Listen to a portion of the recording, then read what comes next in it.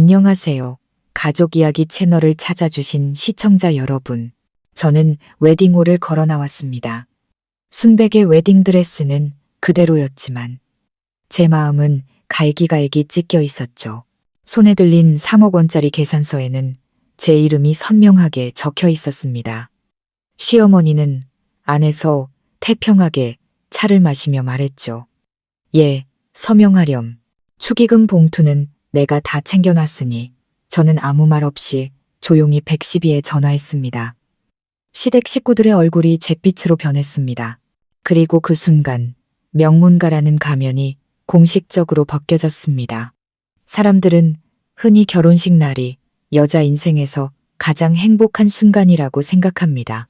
하지만 저에게 그날은 믿음을 잃고 남편을 잃은 날이자 동시에 제 자신을 되찾기 시작한 날이었습니다. 가족이라는 이름 아래 교묘하게 숨겨져 있던 사기극의 진실을 파헤치고 한때는 은혜도 모르는 며느리라 불렸던 제가 어떻게 시댁 전체를 무릎 꿇게 만들었는지 그 모든 여정을 지금부터 들려드리겠습니다. 오늘 영상에서 그 누구도 예상치 못했던 진실의 순간을 함께 지켜봐 주시기 바랍니다.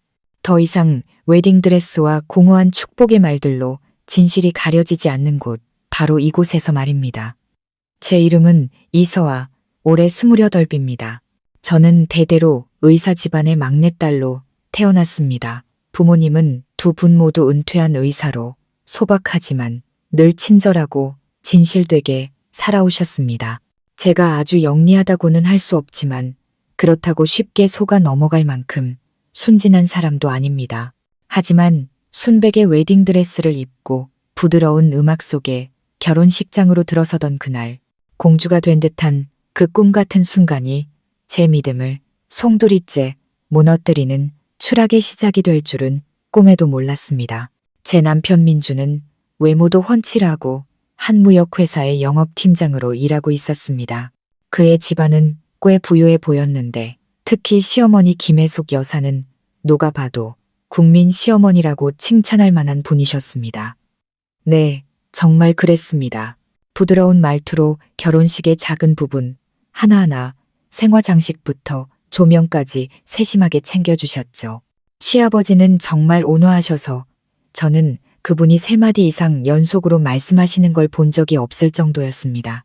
저와 민준의 결혼식은 서울에서 가장 호화로운 웨딩홀에서 열렸습니다. 시어머니는 결혼은 일생에 한 번뿐이니 아무 걱정 말고 엄마한테 맡겨라. 신랑 측에서 전부 알아서 할 테니 너희 부모님은 신부 쪽 일만 신경 쓰시면 된단다 라고 말씀하셨죠. 그 말을 듣고 저는 정말 감동했습니다. 좋은 남편과 사려 깊은 시댁을 만나 정말 운이 좋다고 생각했죠. 저희 부모님도 예식이 진행되는 내내 환하게 웃으셨습니다. 모든 문제는 결혼 피로연이 끝났을 때부터 시작되었습니다. 하객들이 거의 다 돌아갔을 때 웨딩홀 직원이 제게 두꺼운 계산서 뭉치를 건넸습니다. 직원은 말했습니다. 네, 고객님께서 결제 담당자로 되어 있으시죠. 계약서에 명시된 대로 총 비용 명세서입니다. 저는 그걸 받아들고 왜 제가 결제해야 하는지 이해하기도 전에 마지막 숫자를 보고 눈앞이 캄캄해졌습니다. 2억 850만 원. 저는 제가 잘못 본 줄 알았습니다. 2번, 3번 다시 확인했지만 틀림없었습니다. 거의 3억 원에 달하는 금액이었습니다. 저는 말이 막히고 손이 덜덜 떨렸습니다. 제가 물었습니다. 죄송한데 이 계약은 누구 명의로 되어 있나요? 여직원은 분명하게 대답했습니다. 네, 계약은 시어머님이신 김혜숙님 명의로 되어 있습니다. 하지만 결제 보증 항목에 신부님께서 결혼식 당일 계산서를 받고 결제하는 대표자로 명시되어 있습니다. 저는 그 자리에 얼어붙었습니다. 시어머니는 그때 가족 휴게실 안에서 태평하게 앉아 친척들과 차를 마시며 담소를 나누고 계셨습니다. 저는 안으로 들어가 떨리는 목소리로 물었습니다. 어머니, 3억 원짜리 계산서는 대체 어떻게 된 건가요? 김 여사님은 저를 보며 눈을 살짝 깜빡이더니 옅은 미소를 지었습니다. 나도 좀 놀라긴 했다만 걱정 마라. 하객이 많았으니 축의금으로 충분히 갚고도 남아. 일단 결제부터 마치고 집에 가서 쉬렴. 봉투는 내가 다 챙겨놨으니 내일 정리해서 나중에 줄게. 저는 망연자실했습니다. 어머니, 봉투를 전부 가져가셨다고요? 그럼 신랑, 신부 측 하객들이 모두 한 축의금 함에 넣었잖니 내가 전부 모아놨어. 내일 분류할 테니 새색시 힘들게 할 순 없지. 저는 아무 말도 할 수 없었습니다. 심장이 꽉 막히는 것 같았고 머릿속에는 그전까지 미처 신경 쓰지 못했던 시제들이 스쳐 지나갔습니다. 시어머니는 웨딩홀 선정부터 서비스 예약, 음향과 조명 대여까지 전부 직접 하시겠다고 고집하셨습니다.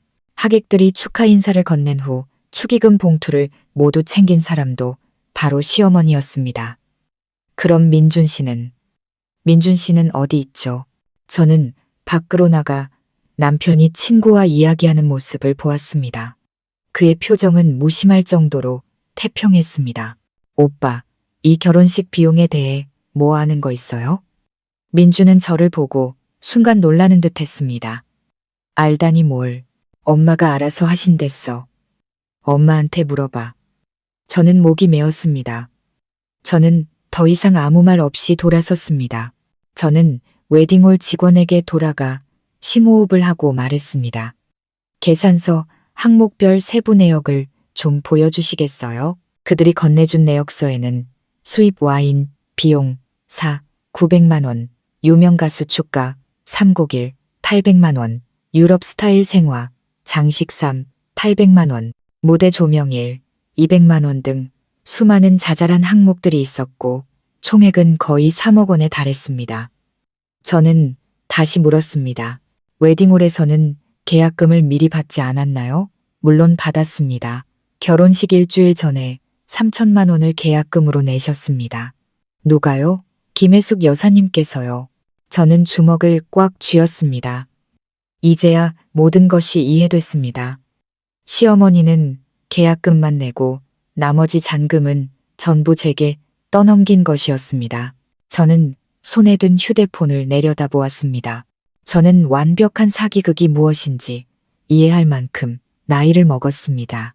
하지만 과연 저에게 그것을 폭로할 용기가 있을까요? 저는 몸을 돌려 밖으로 나가 조용히 번호를 눌렀습니다. 경찰에 신고하기 위해서였습니다. 저는 웨딩홀 입구에 서서 떨리는 손으로 휴대폰을 들었습니다. 화면에는 112 긴급 신고라는 글자가 깜빡이고 있었습니다.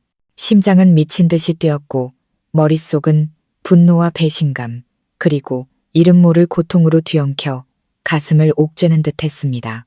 오늘은 제 결혼식 날이었고 저는 지금 경찰을 부르고 있었습니다.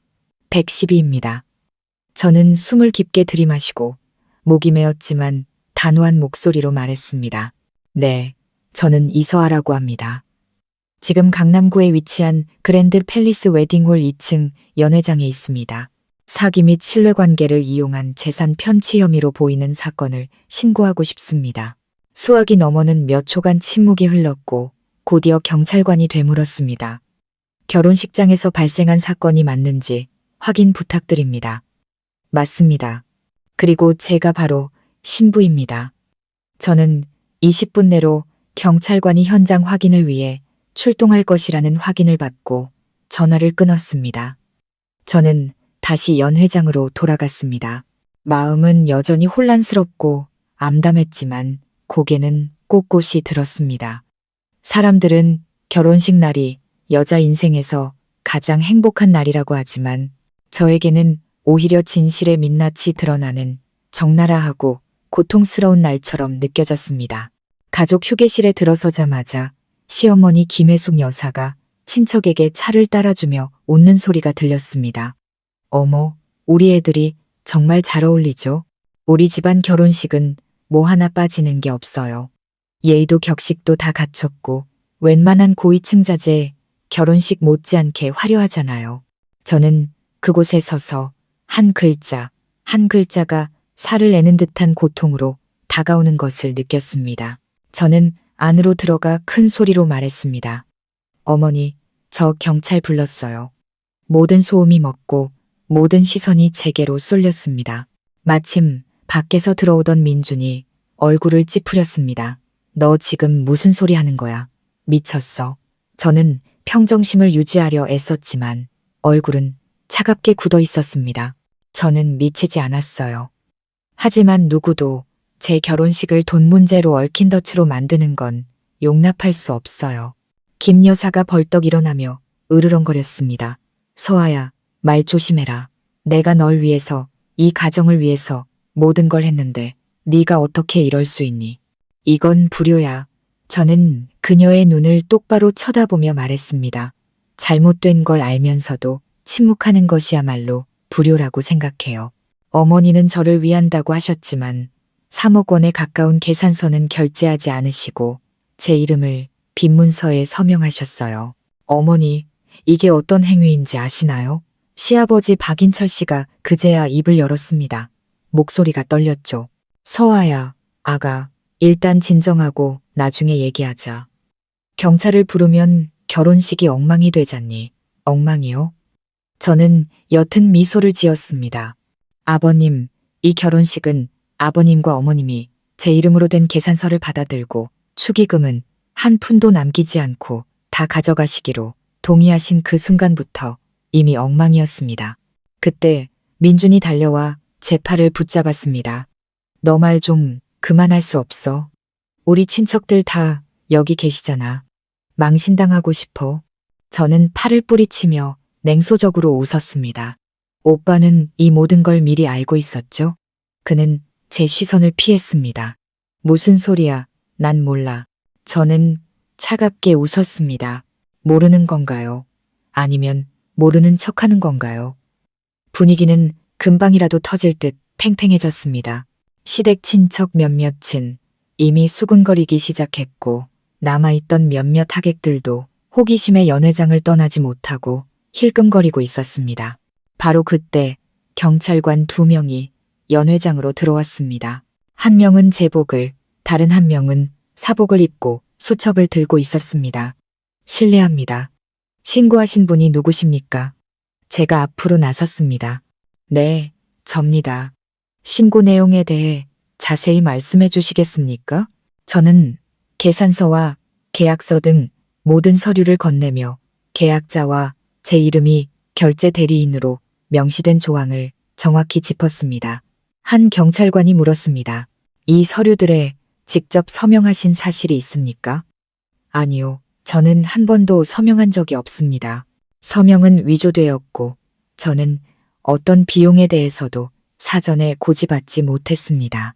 시댁, 구체적으로는 시어머니께서 모든 준비를 주관하셨지만 나중에는 저에게 결제 책임을 떠넘기셨습니다. 그러면서 하객들의 축의금은 전부 자신들이 챙기셨고요. 경찰관은 꼼꼼히 기록했습니다. 김 여사가 황급히 끼어들었습니다. 경찰관님들, 이 아이 말은 믿지 마세요. 제가 시어미인데 제 아들 결혼식을 제가 챙기는 게 당연하잖아요. 집안일은 집안에서 해결하게 해주세요. 두 경찰관 중 한 명이 그녀를 보며 말했습니다. 재산 문제나 서류 위조와 관련 없는 내부적인 일이라면 저희가 개입하지 않습니다. 하지만 현재 이서아 씨는 계약자 명의가 다르고 서명이 위조되었으며 약 3억 원에 달하는 비용이 명확한 결제자 없이 남아있다는 증거를 가지고 있습니다. 이건 더 이상 집안일이 아닙니다. 여사님. 김 여사의 얼굴이 창백해졌습니다. 그녀는 비틀거리며 의자에 주저앉았고 손은 가늘게 떨렸습니다. 시아버지는 머리를 감싸주며 중얼거렸습니다. 세상에, 여보. 대체 무슨 짓을 한 거요? 민주는 마치 벼락이라도 맞은 듯 핏기 하나 없는 얼굴로 서 있었습니다. 저는 그 가족을 바라보았습니다. 통쾌함보다는 허탈함이 더 컸습니다. 만약 시어머니께서 경찰에 명확히 해명하지 않으신다면 저는 이 사건을 법적으로 처리할 수밖에 없습니다. 비록 결혼식 날이지만 이런 사기 행각을 눈 감아줄 수는 없습니다. 한 경찰관이 고개를 끄덕였습니다. 알겠습니다. 현장에서 진술서를 작성하고 이 계약서는 임시 보관하겠습니다. 관련자분들은 모두 경찰서로 동행해 주셔야 하니 협조 부탁드립니다. 더 이상 아무도 말을 잇지 못했습니다. 저는 허리를 꼿꼿이 세웠습니다. 눈에는 더 이상 고통이 아닌 결연한 의지만이 남아 있었습니다. 진실은 밝혀져야만 했습니다. 설령 그 대가가 이제 막 문턱을 넘은 제 결혼 생활의 행복이라 할지라도 말입니다. 현장에서 진술서를 작성한 후 경찰은 저와 시어머니 김혜숙 여사, 남편 민준, 그리고 시아버지 박인철 씨, 웨딩홀 관계자를 모두 경찰서로 동행시켜 초기 조사를 진행했습니다. 차 안에서 저는 조용히 창밖을 바라보았습니다. 머릿속은 여전히 답없는 질문들로 가득 차 있었습니다. 저희 부모님은 모든 것이 순조로운 줄 알고 먼저 귀가하셨는데 딸이 인생에서 가장 중요한 날에 이런 진창에 빠졌다는 사실을 꿈에도 모르실 겁니다. 민주는 옆자리에 앉아 가끔씩 저를 훔쳐봤지만 감히 말을 걸지는 못했습니다. 시아버지는 계속해서 머리를 감싸쥐고 한숨을 쉬셨습니다. 반면 김 여사는 창백한 얼굴이었지만 애써 태연한 척하며 중얼거렸습니다. 저 고집불통 서아 때문에 별것도 아닌 걸 크게 만들어서 시댁 얼굴에 먹칠을 해도 유분수지. 저는 그 말을 똑똑히 들었지만 반응하지 않았습니다. 그럴 필요가 없었죠. 저는 김 여사가 숨기고 있는 진실이 훨씬 더 많다는 것을 직감하고 있었으니까요. 경찰서에서 서류를 확인하고 계약서의 서명과 제 진술을 대조한 후 수사관은 김 여사에게 질문했습니다. 여사님께서 결혼 피로연 계약의 당사자이신데 결제 대리인으로 며느님인 이서아 씨를 기재하셨습니다. 이 점에 대해 어떻게 설명하시겠습니까? 김 여사는 당황하며 말했습니다. 저는 그냥 며느리니까 이름만 올려도 괜찮을 거라고 생각했습니다. 그 아이의 결혼식이니까요. 사기칠 의도는 없었습니다. 이서아 씨의 이름을 결제 대리인으로 기재하기 전에 동의를 구하셨습니까? 그녀는 침묵했습니다. 수사관은 계속해서 말했습니다. 당사자의 동의 없이 타인의 서명을 위조하는 행위는 만약 부당이득을 취하려는 목적이 있었다면 사문서 위조 및 사기죄로 처벌받을 수 있습니다. 김 여사는 황급히 변명했습니다. 부당이득이라니요. 저는 그저 아들 결혼식을 성대하게 치러주고 싶었을 뿐입니다. 축의금은 나중에 정산해서 서아에게 돌려주려고 했습니다. 저는 실소를 터뜨렸습니다. 나중에요. 제가 여쭤봤을 때 어머니께서는 다 가져가서 내일 분류한 뒤에 계산하자고 하셨습니다. 그게 진심으로 돌려줄 사람의 말인가요? 양가 하객이 거의 700명인데 대충 계산해도 축의금이 1억은 훌쩍 넘을 겁니다. 그런데 그걸 다 가져가시고 저에게 3억 원의 빚을 떠넘기셨잖아요. 김 여사는 할 말을 잃었습니다. 수사관은 조서를 작성한 뒤 저를 향해 물었습니다. 이 사건에 대해 추가로 의심되는 점이나 다른 관련자가 있습니까? 저는 고개를 끄덕였습니다. 네, 형사님. 제가 계산서를 확인할 때 몇몇 항목들의 비용이 매우 비정상적이었습니다. 예를 들어 유명 가수를 초빙해 노래를 부르게 했다며 800만 원이 청구되었는데 제 결혼식에서는 그런 가수를 본 적이 없습니다. 생화장식 비용이 800만 원이라고 되어 있었지만 제가 보기엔 분명 조화였고 계약서에 적힌 것처럼 수입꽃도 아니었습니다. 비용을 부풀리고 계약 내용을 속인 정황이 의심됩니다. 수사관은 잠시 생각에 잠겼습니다. 그러니까 이 사건이 단순히 가족 내 신뢰를 악용한 문제를 넘어설 수 있다는 말씀이시군요. 저는 고개를 끄덕이며 휴대폰을 꺼냈습니다. 무대와 연회장 사진 그리고 장식된 꽃을 가까이서 찍은 영상도 저장해 두었습니다. 필요하다면 웨딩홀이 제공한 세 분의 역서와 대조하기 위해 제출하겠습니다. 그제야 웨딩홀 관계자가 입을 열었습니다. 네, 저희는 김혜숙 여사님과 계약한 것이 맞습니다. 하지만 해당 항목들을 시공한 업체는 여사님께서 직접 고용한 외부 업체였고 저희 웨딩홀을 통하지 않았습니다. 저희는 음식과 장소만 제공했습니다. 가수나 꽃, 조명 같은 항목들은 모두 여사님께서 외부에서 따로 연락하신 겁니다. 저는 시어머니를 돌아보았습니다. 김 여사는 고개를 숙인 채 얼굴이 하얗게 질려 있었습니다. 제가 따져 물었습니다. 그렇다면 어머니는 제 이름을 이용해 빚을 떠넘겼을 뿐만 아니라 외부 업체를 임의로 고용해 그 비용까지 제게 청구하신 거군요. 그녀는 입술을 굳게 다문 채 대답하지 않았습니다. 수사관은 내용을 기록한 뒤 일단 모두 귀가 조치했습니다. 그들은 다음 날 다시 조사를 재개하여 지출 내역과 외부 서비스 제공 업체를 확인할 것이라고 말했습니다. 경찰서를 나서며 저는 근처 카페에 들어가 조용히 물 한 잔을 시키고 붐비는 거리를 바라보았습니다. 민준이 뒤따라와 제 팔을 잡았습니다. 너 정말 일을 이렇게 크게 만들 거야?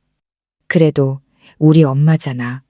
저는 고개를 들어 그를 쏘아보았습니다. 이게 작은 일이라고요? 오빠 어머니는 제 서명을 위조하고 3억 원의 빚을 떠넘기고 하객들의 축의금을 전부 가로채고 불투명한 외부 업체를 고용했어요. 만약 오늘 제가 발견하지 못했다면 저는 아마 이 결혼식 비용을 갚기 위해 집을 팔아야 했을지도 몰라요. 민주는 침묵했고 한참 뒤에야 한숨을 쉬었습니다. 사실 엄마가 형수님 결혼식 때도 비슷하게 하셨어. 저는 깜짝 놀랐습니다. 네. 5년 전 큰형이랑 형수 결혼식도 엄마가 전부 주관하셨어. 가문의 체면 때문이라고 하셨지. 결국 형수님은 엄마가 축의금을 다 가져가고 모른 척 하셔서 부족했던 2억 원을 갚기 위해 차를 팔아야 했어. 형수님은 소송하지 않으셨고요. 아니, 그냥 참고 사셨어. 하지만 2년 뒤에 이혼을 요구하셨고 지금은 아이와 함께 우리 가족과는 아무런 관련 없이 살고 계셔. 저는 할 말을 잃었습니다. 그렇다면 제가 첫 번째가 아니었던 겁니다. 저는 그저 다음 희생자였을 뿐입니다. 제가 물었습니다. 그럼 오빠는 이 사실을 알고도 침묵했던 거네요. 민주는 고개를 숙였습니다. 엄마가 다시 그러실 줄은 몰랐어. 정말 이렇게까지 하실 줄은. 하지만 네가 이를 이렇게 키우면 나중에 부모님 얼굴을 어떻게 보려고 그래. 저는 그를 오랫동안 쳐다보았습니다. 저는 남편과 결혼한 거지 빚과 결혼한 게 아니에요. 그리고 저는 탐욕을 감추기 위해 효라는 단어를 이용하는 가족 앞에서 고개 숙이며 착한 며느리로 살고 싶지 않아요. 저는 발걸음을 옮겼습니다. 제 발걸음은 더 이상 무겁지 않았습니다. 저는 계속 나아가야 한다는 것을 알았기 때문입니다. 복수를 위해서가 아니라 저 자신과 조용히 고통받았던 다른 사람들을 위해 공정함을 되찾기 위해서였습니다. 경찰서를 나온 후 저는 바로 시댁으로 가지 않았습니다. 대신 숨막히지 않고 편히 숨 쉴 수 있는 유일한 곳, 친정 부모님 댁으로 향했습니다. 엄마가 문을 열어주시다가 구겨진 웨딩드레스를 입고 창백한 얼굴에 헝클어진 머리를 한 저를 보고 깜짝 놀라 제 손을 꽉 잡으셨습니다. 세상에 무슨 일이니? 왜 혼자 왔어? 민준이는 어디 있고 저는 소파에 주저앉았습니다. 온몸에 힘이 빠지고 목이 메어왔습니다. 엄마, 나 3억 원 빚을 뒤집어 썼어. 방에서 차를 들고 나오시던 아버지는 제 말을 듣고 그 자리에 멈춰 서셨습니다. 뭐라고? 저는 처음부터 끝까지 하나도 숨기지 않고 모든 것을 말씀드렸습니다. 시어머니의 달콤했던 말들, 제 이름으로 위조된 계약서, 그리고 모든 것을 알면서도 침묵했던 민준의 이야기까지. 마지막으로 저는 계산서 뭉치와 경찰서에서 작성한 진술서를 꺼내 보였습니다. 엄마는 눈물을 글썽이셨습니다. 세상에 어떻게 사람한테 이럴 수가 있니? 시집가면 이제 편안할 줄 알았는데. 군의관 출신으로 늘 침착하셨던 아버지도 분노로 몸을 떨고 계셨습니다. 이 일은 그냥 넘어갈 수 없다. 내 아버지 친구 변호사에게 부탁해서 고소장을 준비하고 사건을 구청으로 이관시켜야겠다. 필요하다면 끝까지 가야 해. 저는 고개를 끄덕였습니다. 살면서 처음으로 과묵하셨던 아버지가 그렇게 단호하게 말씀하시는 것을 보았습니다. 다음 날 저는 가족과 아는 변호사님과 함께 그랜드 팰리스 웨딩홀을 찾아가 전체 비용 세부 내역 사본을 요청했습니다. 서류가 인쇄되기를 기다리는 동안 저는 한 직원에게 조용히 물었습니다. 여기서 일한 지 얼마나 되셨어요? 네, 2년 넘었습니다. 혹시 제 시어머니이신 김혜숙 여사님이 여기서 다른 행사를 주최하는 걸 본 적이 있나요? 그 직원은 저를 흘끗 보더니 목소리를 낮췄습니다. 네, 민준 씨, 형수님 되시는 분 맞으시죠? 제가 고개를 끄덕였습니다. 네, 똑똑히 기억합니다. 작년에 그분 조카 결혼식을 여기서 했는데 그때도 가장 큰 홀을 빌려서 신부 앞으로 계산서를 끊어달라고 하셨어요. 그날 저도 왜 신랑 측에서 결제를 안 하는지 의아했는데 매니저님이 계약서가 그렇게 되어 있으니 그대로 하라고 하시더라고요. 나중에 듣기론 그 신부님이 기절할 듯이 우시고 가족들을 불러 결혼을 취소하겠다고 난리를 쳤는데 결국 조용히 무마되었다고 들었습니다. 저는 또 한 번 충격을 받았습니다. 또 다른 피해자가 있었다니 이건 실수가 아니라 이미 짜여진 각본이었습니다. 제가 더 물었습니다. 혹시 현금으로 비용을 받아간 사람이 누군지 아세요? 꽃이나 가수 섭외비 같은 것들이요. 아, 그런 건 저희 매니저님이 잘 아실 거예요. 제가 불러드릴게요. 몇 분 후 30대 초반으로 보이는 정중하고 전문적인 인상의 매니저가 나왔습니다. 저는 어제 결혼식의 신부라고 제 자신을 소개했습니다. 그 말을 듣자 그녀는 잠시 멈칫하며 미안한 표정으로 저를 바라보았습니다. 어제 소란에 대해서는 들었습니다. 혹시 불만족스러운 점이 있었다면 진심으로 사과드립니다. 웨딩홀의 잘못이 아니에요.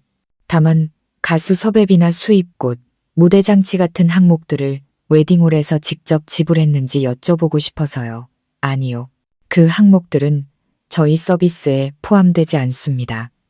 모두 김혜숙 여사님 지인이라는 최미실이라는 분이 중간에서 대행했습니다. 최미실이요? 네, 40대 정도 되어 보이는 키가 크고 화려한 옷을 즐겨 입는 분인데 말이 아주 빨라요.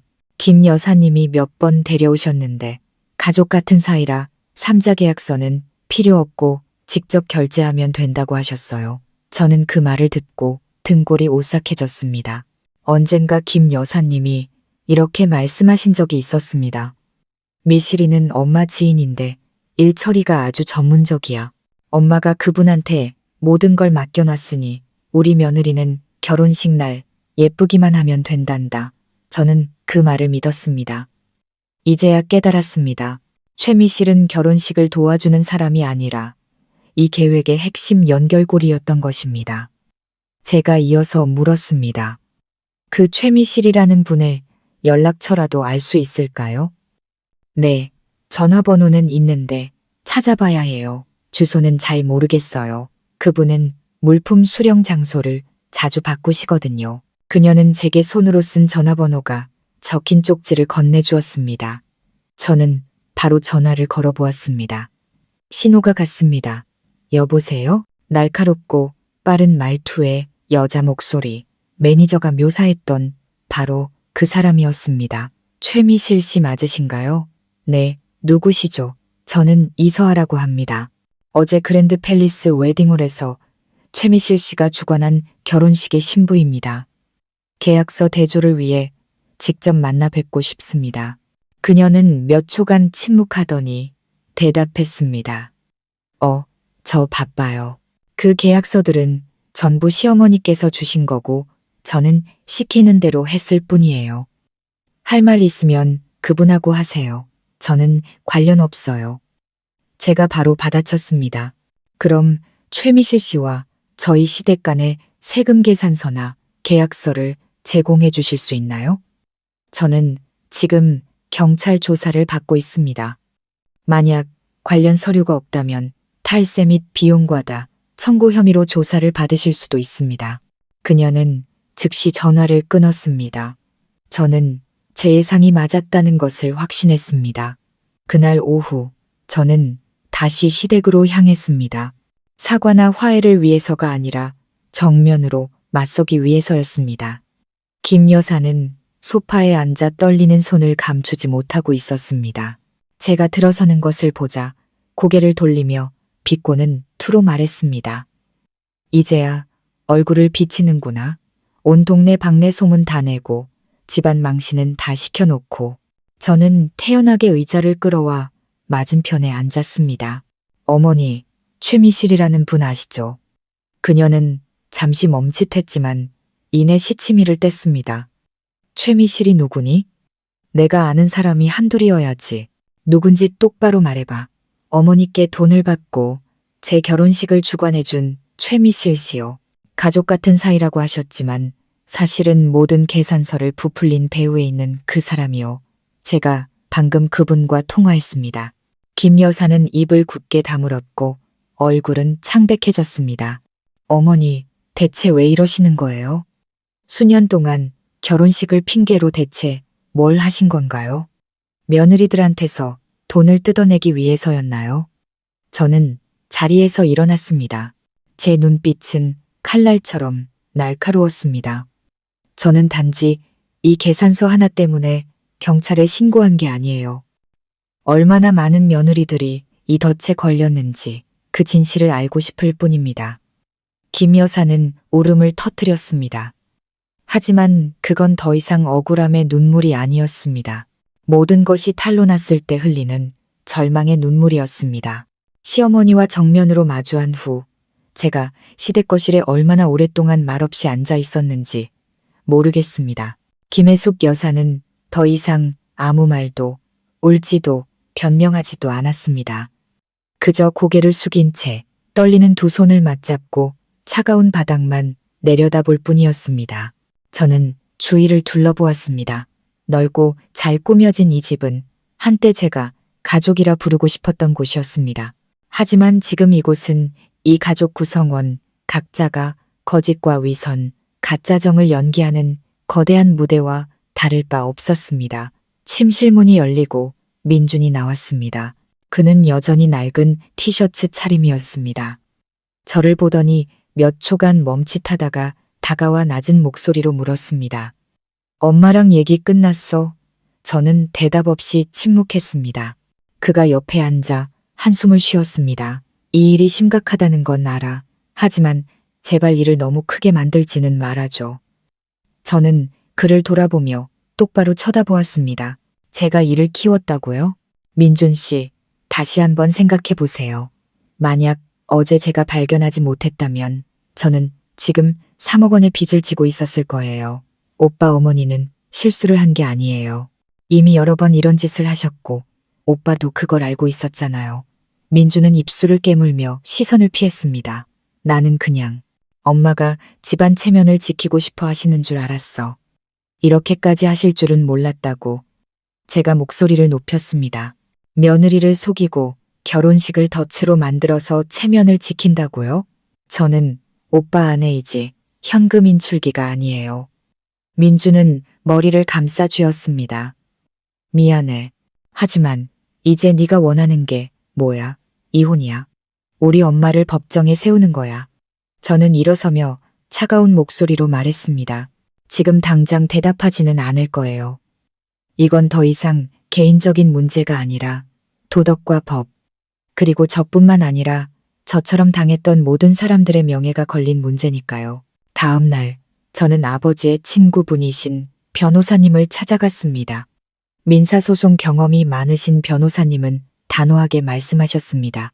이 사건은 신뢰관계를 악용한 재산 편취 혐의로 처리할 수 있습니다. 하지만 명확히 하려면 시어머니께서 결혼식을 이용해 부당 이득을 취하려는 계획을 의도적으로 세웠다는 구체적인 증거가 필요합니다. 특히 그 최미실이라는 사람에 대한 정보가 중요해요. 저는 고개를 끄덕였습니다. 네, 더 수집하겠습니다.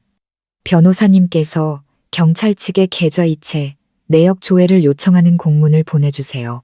계약서 없이 최미실 씨에게 넘어간 돈이 많을 것으로 의심됩니다. 변호사님은 동의하며 몇 가지 법적 주의사항을 알려주셨습니다. 집으로 돌아오는 길에 저는 휴대폰을 뒤져 최미실의 번호를 다시 찾았습니다. 그리고 문자를 보냈습니다. 변호사를 통해 소송 자료를 수집 중입니다. 만약 협조하신다면 정상 참작 사유로 기록하겠습니다. 그렇지 않다면 시어머니와 함께 법적 책임을 지게 될 것입니다. 문자를 보냈지만 답장은 없었습니다. 하지만 그날 밤 10시쯤 모르는 번호로 전화가 걸려왔습니다. 여보세요? 서아 씨 맞으세요? 누구시죠? 저는 박지영이라고 해요. 민준 씨 형의 전 부인이에요. 저는 숨을 멈췄습니다. 민준이 언급했던 그 사람, 그의 형수, 또 다른 피해자였습니다. 이야기는 다 들었어요. 제 친구 몇몇이 서아 씨 결혼식에 갔다가 소식을 전해주더라고요. 그냥 저도 똑같은 일을 겪었다고 말해주고 싶었어요. 하지만 저는 어린아이가 있었고 약했고 그리고 그 사람을 아직 사랑했기 때문에 침묵했어요. 저는 그녀의 조용하지만 한 맺힌 목소리에 귀를 기울였습니다. 하지만 지금 서아 씨는 용기를 냈잖아요. 저는 응원해요. 저한테 그때 계약서랑 시어머니께서 빚을 졌다고 서명해놓고 나중에 부인했던 영수증들이 아직 있어요. 필요하면 보내줄게요. 저는 눈시울이 붉어졌습니다. 감사합니다, 형님. 서아 씨는 혼자가 아니에요. 저처럼 당한 사람이 많아요. 단지 아무도 목소리를 낼 만큼 강하지 못했을 뿐이에요. 하지만 당신이 시작했으니 끝까지 가세요. 전화가 끊겼습니다. 저는 어둠 속에서 조용히 앉아 있었습니다. 한편으로는 연민의 마음이 무거워졌지만 다른 한편으로는 불길이 타오르는 듯한 힘을 얻었습니다. 다음 날 아침 저는 다시 경찰서로 가서 새로 인쇄한 자료들을 제출했습니다. 결혼식 계산서 사본, 웨딩홀과의 대화 녹취록, 최미실의 전화번호와 인상착에, 그리고 형님 박지영 씨의 계약서까지. 제가 모든 것을 제출하자 서류를 받은 담당 경찰관이 고개를 끄덕였습니다. 이 서류들을 관할 경찰서, 경제팀으로 이송하겠습니다. 제공해 주신 내용이 사실이라면 형사사건의 소지가 충분합니다. 저는 긴 한숨을 내쉬었습니다. 집으로 돌아오는 길에 시어머니에게서 전화가 걸려왔습니다. 김 여사였습니다.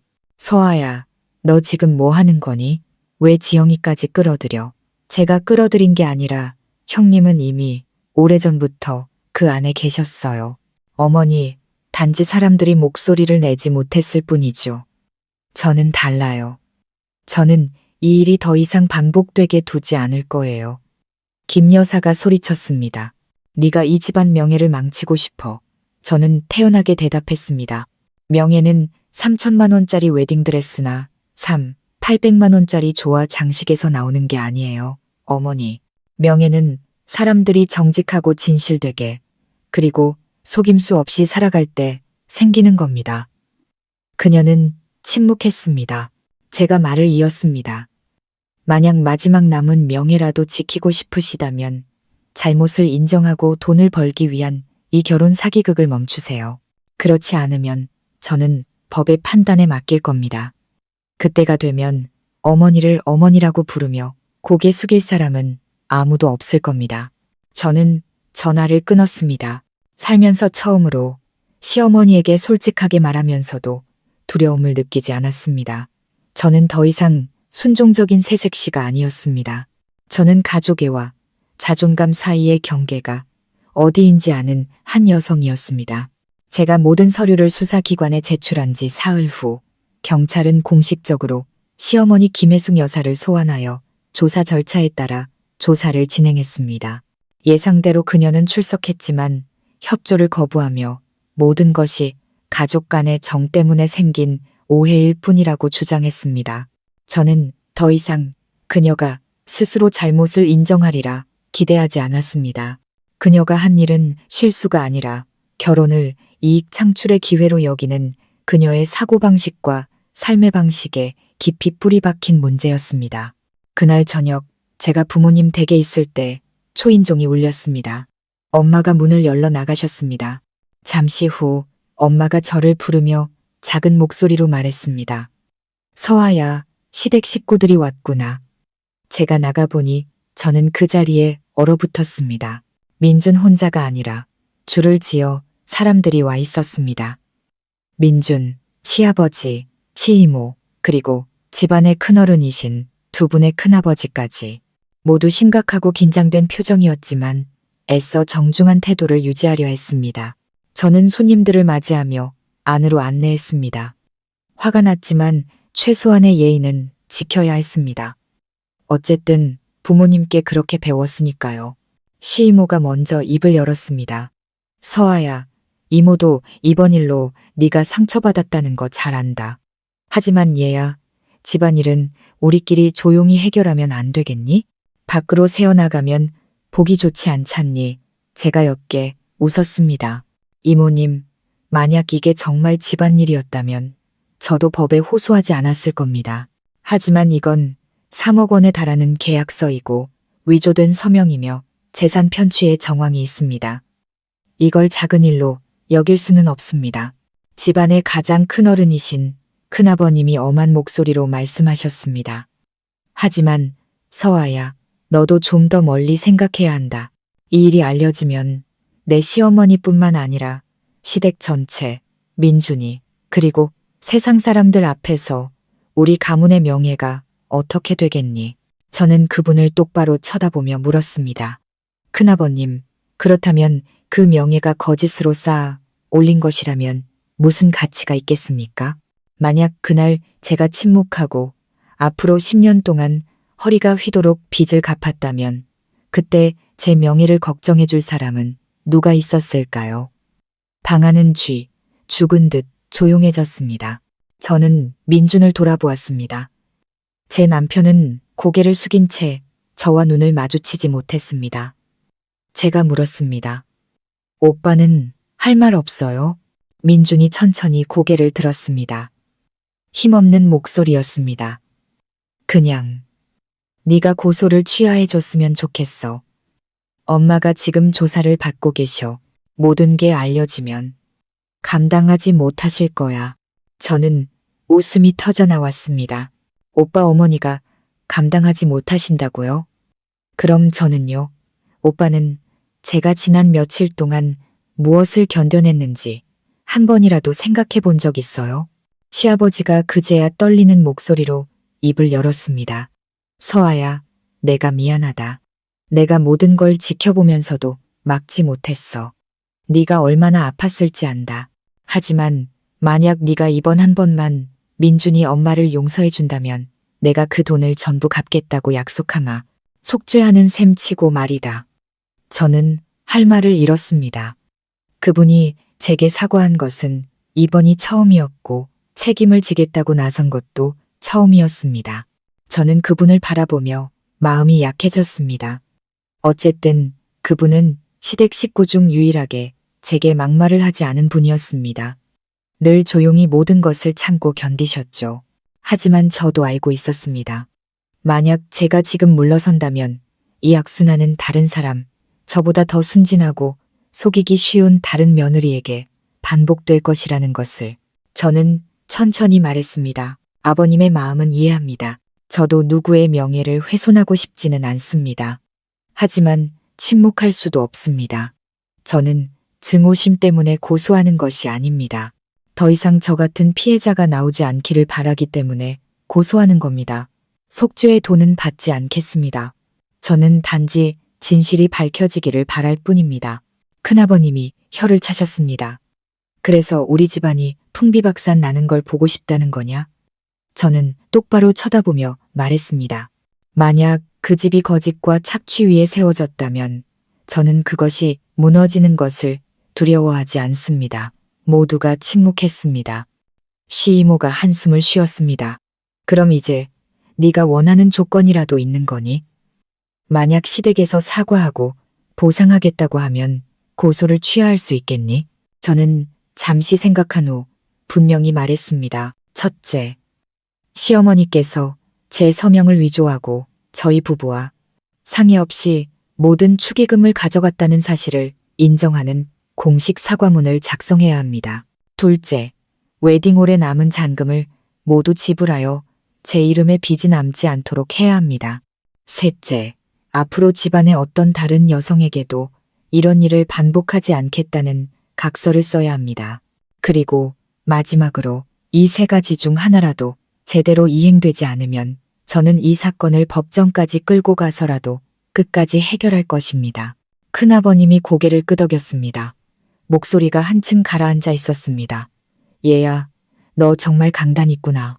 우리 집안에 너처럼 당당한 아이가 있을 줄은 몰랐다.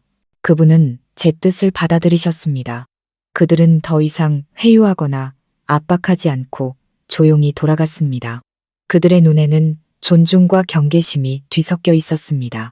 그날 밤 저는 시댁에서 보낸 손편지 한 통을 받았습니다. 시아버지의 편지였습니다. 서아야, 네가 화나고 상처받고 억울했다는 거 안다. 하지만 부탁이다. 만약 민준이에 대한 정이 조금이라도 남아있다면 모든 일이 명예롭게 마무리될 수 있도록 도와다오. 내 어머니는 법정에 서게 되면 여론을 감당하지 못할 거다. 그 사람은 잘못했고 평생 양심의 가책을 느끼며 살아갈 게다. 나는 너를 친딸처럼 여긴다. 만약 내가 너에게 보상할 수 있는 일이 있다면 무엇이든 하겠다. 그저 네가 편안하게 살기를 바란다. 너무 원망하며 스스로를 고통스럽게 만들지 말아라. 저는 편지를 읽으며 조용히 눈물을 흘렸습니다. 약해져서가 아니었습니다. 제 마음도 사람이기에 연민과 감정을 느낄 수 있었기 때문입니다. 하지만 저는 또한 알고 있었습니다. 법적인 조치가 없다면 양심은 몇 방울의 눈물 뒤에 쉽게 숨어버릴 수 있다는 것을. 저는 눈물을 닦고 답장을 보냈습니다. 주말까지 기다리겠습니다. 만약 명확한 사과문과 결제 내역이 없다면 모든 일은 더 이상 집안일로 끝나지 않을 겁니다. 제가 경고 문자를 보낸 지 사흘이 지나도록 시댁 식구 중 누구에게도 답이 없었습니다. 사과문도 결제도 그들이 약속했던 공식적인 만남이나 해명도 없었습니다. 저는 그들이 망설이고 있거나 다른 꿍꿍이를 꾸미고 있다고 짐작했습니다. 토요일 오후 제가 막 외출하려던 참에 휴대폰이 계속해서 울렸습니다. 친구가 보낸 메시지였습니다. 서아야, 너 시댁이 맘카페에 내 욕하는 글 올렸어. 빨리 들어가 봐. 저는 링크를 눌렀습니다. 심장이 쿵쾅거렸습니다. 사실이었습니다. 은혜 모르는 며느리 때문에 억장이 무너집니다. 라는 제목으로 시어머니의 아이디인 듯한 해숙맘이 올린 장문의 글이었습니다. 그 글은 5만 명이 넘는 회원을 가진 결혼 및 가족 문제 전문 커뮤니티에 올라와 있었습니다. 글은 비통한 문장으로 시작했습니다. 저는 찢어지는 마음으로 며느리에게 배신당한 한 시어머니의 심정으로 이 글을 씁니다. 저는 아들과 며느리의 결혼식을 위해 제 모든 사랑과 평생 모은 돈을 쏟아부었습니다. 하지만 제가 돌려받은 것은 배신과 시어머니를 경찰에 고소하는 고소장이었습니다. 이어서 김 여사는 자신이 웨딩홀을 고르고 웨딩 케이크를 주문하고 귀한 손님들을 초대하고 예물을 준비한 공로를 줄줄이 나열했습니다. 심지어 며느리에게 순금 5돈짜리 목걸이를 따로 선물했지만 그녀가 착용조차 하지 않았다고 썼습니다. 그리고 글의 마지막에는 이렇게 적었습니다. 저는 효심 깊은 며느리를 바라지 않습니다. 하지만 제발 시어머니를 세상 사람들 앞에서 범죄자로 만들지는 말아주세요. 저는 너무나 고통스럽습니다. 수백 개의 댓글이 쏟아졌습니다. 대부분은 사정을 모른 채 감정적으로 반응하는 사람들이었습니다. 요즘 며느리들 정말 은혜를 모르네요. 시어머님이 너무 불쌍해요. 며느리가 부잣집에 시집와서 이제 와서 등을 돌리네. 어머님, 힘내세요. 하늘은 선한 사람 편이에요. 저는 그 자리에 굳어버렸습니다. 눈이 따가웠지만 슬퍼서가 아니라 분해서였습니다. 서명을 위조당하고 3억 원의 빚을 뒤집어 쓴 제가 이제는 은혜도 모르는 파렴치한이 되어 있었습니다. 저는 즉시 글 전체와 댓글들을 캡처하여 증거로 남겼습니다. 그리고 변호사님께 문자를 보냈습니다. 변호사님, 시댁에서 저에 대한 허위 사실을 유포하고 공개적으로 명예를 훼손하고 있습니다. 고소장에 이 내용도 추가하고 싶습니다. 변호사님은 몇 분 뒤 바로 전화를 주셨습니다. 서아 씨, 방금 읽었습니다. 이것은 명백히 의도적인 명예훼손 행위입니다. 정보통신망법상 명예훼손죄로 추가 고소할 수 있습니다. 저는 고개를 끄덕였습니다. 네, 그렇게 하겠습니다. 그날 밤 저는 민준에게 영상 통화를 걸었습니다. 그는 피곤한 얼굴과 잠긴 목소리로 전화를 받았습니다. 왜 전화했어? 엄마 일 때문에 머리 아파 죽겠는데. 저는 화면을 똑바로 쳐다보며 말했습니다. 인터넷에 글 올린 거 오빠 어머니 맞죠? 민주는 몇 초간 침묵하더니 당황하며 말했습니다. 나도 방금 알았어. 엄마가 아무한테도 말 안 하고 올리셨나 봐. 하지만 이해해줘. 스트레스가 심하셔서 그래. 제가 말을 잘랐습니다. 스트레스가 거짓말을 해도 되는 이유는 될 수 없어요. 어머니는 제가 순금 5돈 목걸이를 선물 받았다고 하셨죠. 오빠, 결혼식 날 제가 그런 거 하고 있는 거 봤어요? 아니, 못 본 것 같은데 왜냐면 받은 적이 없으니까요. 어머니는 500명의 하객이 모두 절친한 지인이라고 하셨죠. 제가 그날 받은 명단에는 300명 이상이 제가 이름도 들어본 적 없는 사회 지인이었어요. 제 손님은 20명 뿐이었고 나머지는 전부 어머니가 부르신 분들이었어요. 오빠는 어떻게 생각해요? 민주는 입을 다물었습니다. 저는 용서하지 않을 거예요.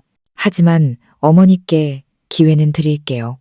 24시간 안에 그 글을 삭제하고 같은 커뮤니티에 공개적으로 사과하세요. 그렇지 않으면 허위사실 유포로 추가 고소할 겁니다. 저는 더 이상 변명을 듣고 싶지 않아 통화를 종료했습니다.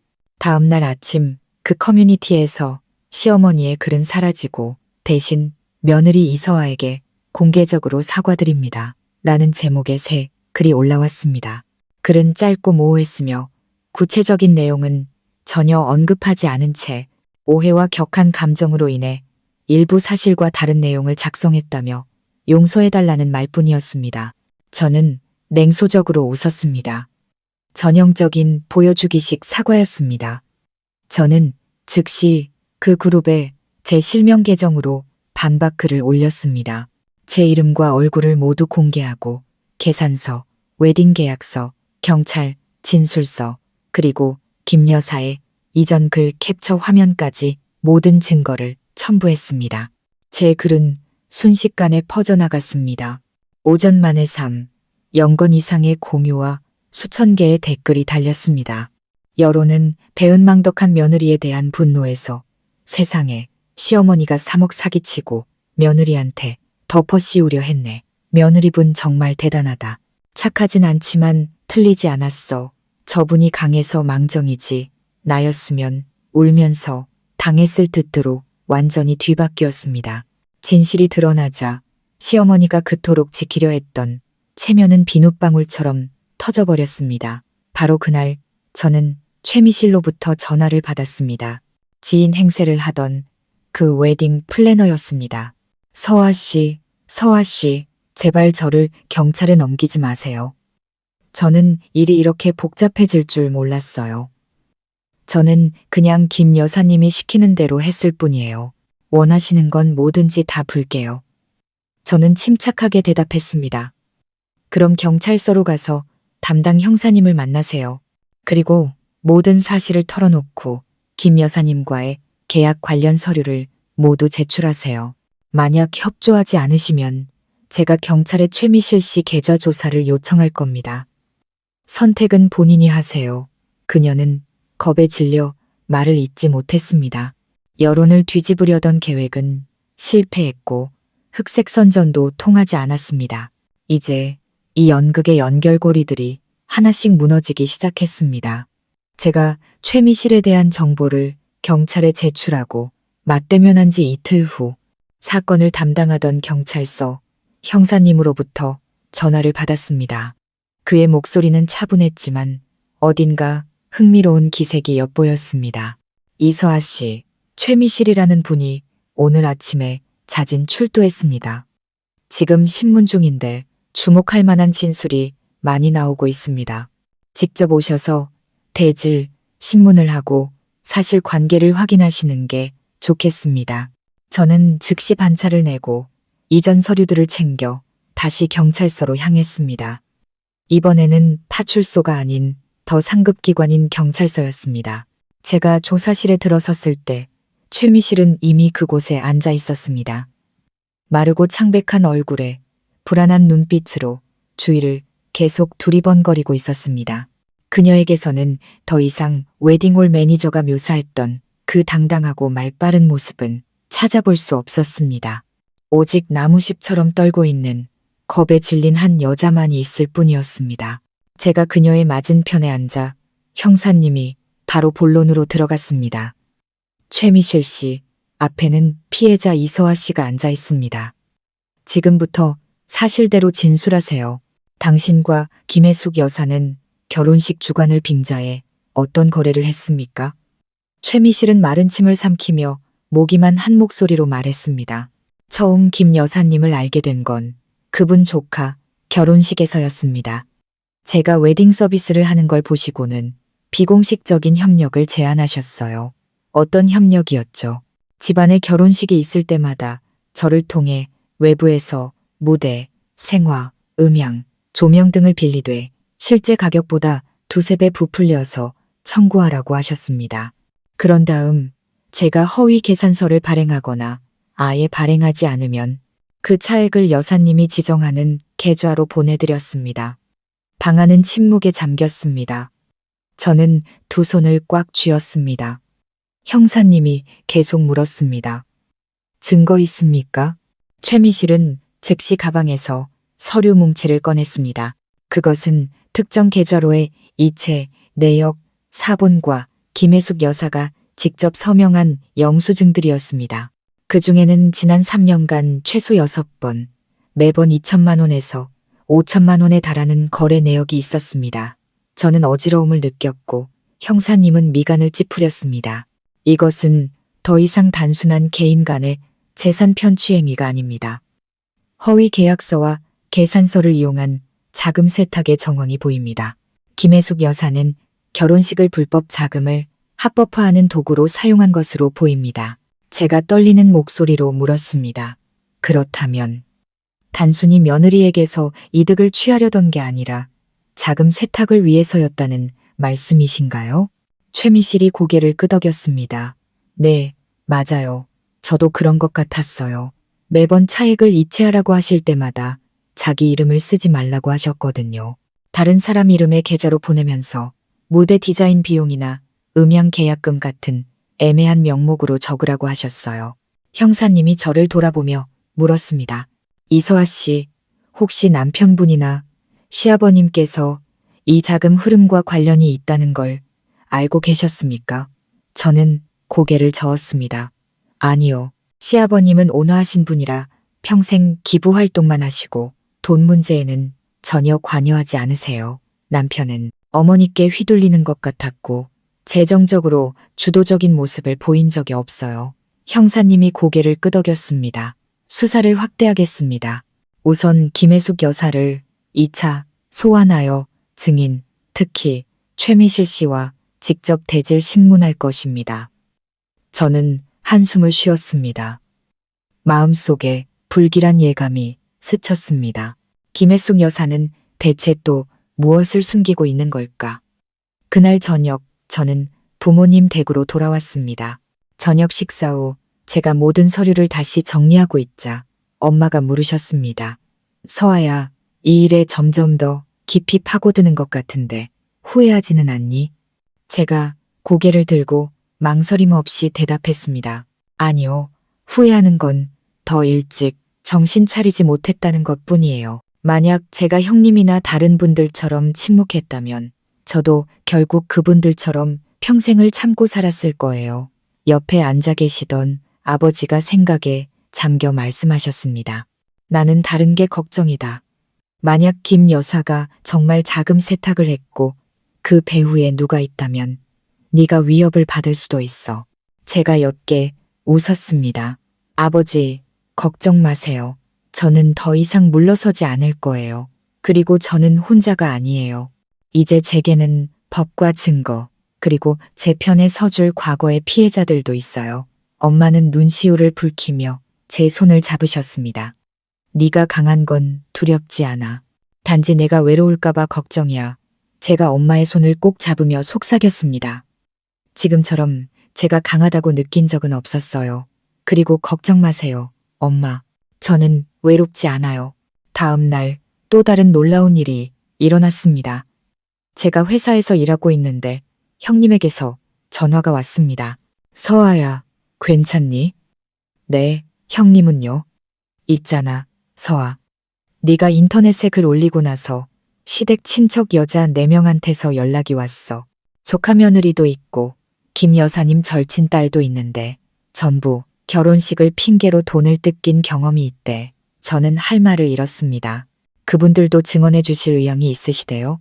그런 것 같아. 한 명은 결혼 축하 파티를 핑계로 8천만 원짜리 계약서에 사인했는데 실제 비용은 2천만 원 남짓이었대. 또 다른 한 명은 시댁 체면을 세워야 한다며 친정엄마 집문서를 담보로 대출까지 받았다고 하더라. 저는 소리쳤습니다. 세상에, 이건 완전 조직적이네요. 형님이 옅게 웃었습니다. 내가 그냥 이야기만 하려고 전화했을까봐. 내가 그분들을 모아볼게.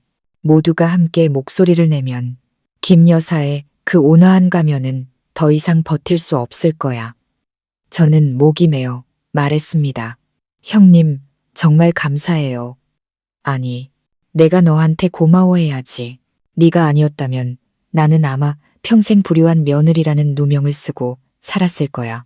저는 창밖을 바라보았습니다. 여름 하늘 위로 뭉게 구름이 유유히 떠다니고 있었습니다. 이 싸움은 아직 끝나지 않았지만 저는 제가 올바른 길을 가고 있다는 것을 알았습니다. 저는 더 이상 저 자신만을 위해 싸우는 것이 아니었습니다. 명문가라는 화려한 화장 아래 묻혀있던 모든 여성을 위해 싸우고 있었습니다. 최미실이 그녀와 시어머니 사이의 모든 비정상적인 거래를 공식적으로 자백한 후 수사기관은 신속하게 김 여사에게 2차 소환장을 보냈습니다. 이번에는 처음처럼 건강이 좋지 않다는 핑계를 댈 수 없었습니다. 증거는 너무나 명백했고 자금 흐름은 구체적이었으며 무엇보다 최미실의 자필 서명, 계좌 내역, 그리고 대질 진술까지 확보된 상태였습니다. 대질 신문은 화요일 오전에 경찰서 형사과 조사실에서 진행되었습니다. 저는 고소인이자 증인 자격으로 참석했습니다. 제 옆에는 저의 법률 대리인인 변호사님과 사건 담당 형사님이 앉아 있었습니다. 김 여사가 조사실로 들어왔을 때 저는 그녀에게서 처음 만났을 때의 그 고고하고 위압적인 모습은 찾아볼 수 없었습니다. 대신 야위고 눈 밑은 퀭하며 머리는 대충 묶은 한 여인이 서 있었습니다. 하지만 저는 동정심을 느끼지 않았습니다. 동정은 사람들이 책임지지 않고도 잘못을 용서받는 가장 빠른 길이라는 것을 알았기 때문입니다. 최미실은 이미 반대편에 앉아 김 여사의 시선을 피하고 있었습니다. 형사님이 조사를 시작하자 저는 한마디 한마디를 똑똑히 들었습니다. 김혜숙 씨, 우리는 당신이 최미실 씨와 공모하여 허위 웨딩 서비스 계약을 맺고 실제보다 두세 배 높은 가격을 청구한 뒤 그 차액을 불분명한 출처의 계좌로 이체했다는 증거를 확보했습니다. 이해 있습니까? 김 여사는 잠시 침묵하더니 쉰 목소리로 말했습니다. 저는 최미실 씨가 그렇게 하는 줄 몰랐습니다. 저는 그냥 아이들 결혼식을 주관해달라고 부탁했을 뿐이고 가격은 업체에서 청구한 대로 지불했습니다. 저는 개입하지 않았습니다. 형사님이 서류를 책상에 가볍게 내려쳤습니다. 그렇다면 왜 두 사람 사이의 오간 기록에는 최미실 씨로부터 현금과 계좌 이체를 통해 돈을 돌려받았다는 당신의 서명이 있는 겁니까? 서명을 대조해 볼까요? 김 여사는 당황했습니다. 저는 가끔 남은 돈을 돌려받은 적은 있습니다. 그때 최미실이 더 이상 참을 수 없다는 듯 소리쳤습니다. 남은 돈이 아니잖아요. 부풀린 계산서에서 나온 돈 세탁 자금이잖아요. 결혼식이 화려하면 누가 세부 항목까지 신경 쓰냐고. 중요한 건 겉으로 보기에 체면이 서는 거라고 하셨잖아요. 조화를 수입 생활하고 속이고 평범한 LED 조명을 태국산 무대 조명이라고 속이고 심지어 무명 가수를 유명 가수라고 속이기까지 했잖아요. 한 푼 한 푼 다 계산해 놓고 이제 와서 발뺌하시는 거예요? 방안은 싸늘하게 식었고 저는 입을 열지 않았습니다. 그녀가 스스로 판 함정에 빠지기를 바랐습니다. 형사님이 계속 물었습니다. 이서아 씨의 결혼식 외에 이런 수법을 사용한 다른 결혼식이 얼마나 더 있습니까? 김 여사는 입을 굳게 다물고는 책상 위로 고개를 숙이고 두 손에 얼굴을 묻었습니다. 저는 그녀가 후회하고 있다고 생각했지만 아니었습니다. 고개를 들었을 때 그녀는 저를 뚫어져라 쳐다보며 얼음장처럼 차가운 목소리로 말했습니다. 너 때문이야. 네가 날 이 지경으로 만들었어. 그래, 내가 한 거 맞아. 하지만 내가 시작한 게 아니야. 나 혼자 한 짓도 아니라고. 저는 미간을 찌푸렸습니다. 무슨 말씀이세요, 어머니? 김 여사는 형사님을 향해 돌아섰습니다. 목소리는 이를 악문 듯 날카로웠습니다. 저는 그냥 졸에 불과해요. 이 모든 것의 배후는 제 오빠 김광석이에요. 그 사람이 불법 투자로 번 돈을 집안의 결혼식이나 행사를 통해 세탁해왔어요. 저는 그냥 지시를 따랐을 뿐이에요. 매번 행사를 주최할 때마다 그가 저에게 돈을 주면서 결혼식을 준비하라고 했어요. 우리 집안의 명의로 했을 뿐 저는 한 푼도 챙기지 않았다고요. 방안은 침묵에 휩싸였습니다. 김광석. 저는 기억을 더듬었습니다. 민준의 외삼촌. 결혼식 때 딱 한 번 뵈었던 분이었습니다. 그는 소박하게 옷을 입고 부드럽게 말했으며 심지어 제게 따로 축하 인사를 건네며 자네는 똑똑한 사람이니 좋은 아내가 될 거라고 믿내라고 말하기까지 했습니다. 저는 그때 그것이 진심 어린 칭찬이라고 생각했습니다. 이제 와서 생각해보니 그것은 제 뺨을 때리는 소리와 같았습니다. 변호사님이 즉시 메모했습니다. 만약 김혜숙 씨가 김광석 씨에 대한 구체적인 증거를 제공한다면 우리는 이 사람을 주범으로 추가 기소할 것을 요청합니다. 형사님이 고개를 끄덕였습니다. 동의합니다. 김혜숙 씨, 우리는 김광석 씨를 추가로 소환할 것이며 동시에 은행의 지난 5년간 그와 관련된 모든 거래 내역 조사를 요청할 것입니다. 저는 의자에 등을 기댔습니다. 머리가 어지러웠습니다. 저는 시어머니의 잘못의 끝을 보았다고 생각했습니다. 하지만 그녀의 뒤에는 가족 전체가 얽힌 거대한 조작의 네트워크가 있었습니다. 그날 오후 제가 집에 돌아왔을 때 민준이 문 앞에 서 있었습니다. 그의 얼굴은 초췌했고 셔츠는 구겨졌으며 눈은 충혈되어 있었습니다. 그가 제게 서류 뭉치를 건넸습니다. 방금 고향에서 돌아왔어. 모든 걸 알게 됐어. 저는 침묵했습니다. 민준이 목맨 소리로 말했습니다. 네가 옳았어. 네가 한 일이 맞아. 처음부터 내 편에 서주지 못해서 미안해. 하지만 우리 엄마 용서해주면 안 될까? 더 이상 감당하지 못하실 거야. 저는 그의 눈을 깊이 들여다보았습니다. 저는 무심한 시어머니는 용서할 수 있어요. 하지만 며느리를 재정적 함정에 빠뜨리고 뒤에서는 비난하며 죄를 부인하는 사람은 용서할 수 없어요. 그리고 만약 그 배후에 김광석 씨 같은 사람들이 더 있다면 오빠는 제가 멈출 수 있을 거라고 생각해요. 민주는 고개를 숙였습니다. 그래도 이혼은 저는 고개를 끄덕였습니다. 오빠는 공정함보다 어머니를 더 사랑하는군요. 이해해요. 하지만 저는 고개 숙이지 않고 집안의 평화를 위해 억지로 참고 견디지 않는 삶을 선택했어요.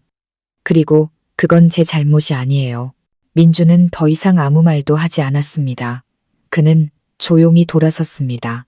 저는 집으로 들어가 문을 닫았습니다. 하지만 저는 이것이 끝이 아니라는 것을 알았습니다. 이것은 단지 진실을 가리고 있던 장막이 찢어지기 시작한 순간일 뿐이었습니다. 경찰서에서의 대질 신문이 있은 지 사흘 후 김광석이라는 이름은 더 이상 제게 낯설지 않았습니다. 집 안팎, 소셜미디어, 어디에서나 떠들썩했습니다. 수년 동안 화려한 결혼식과 호화로운 파티의 배후에 서서 가문의 체면을 지키는 것처럼 보였던 그 남자가 사실은 결혼식을 이용한 자금 세탁 조직의 핵심 인물이었던 것입니다. 그리고 진실은 거기서 멈추지 않았습니다. 그날 저는 담당 형사님으로부터 김광석의 은행 계좌 확인 결과에 대한 초기 브리핑을 듣기 위해 경찰서로 오라는 연락을 받았습니다.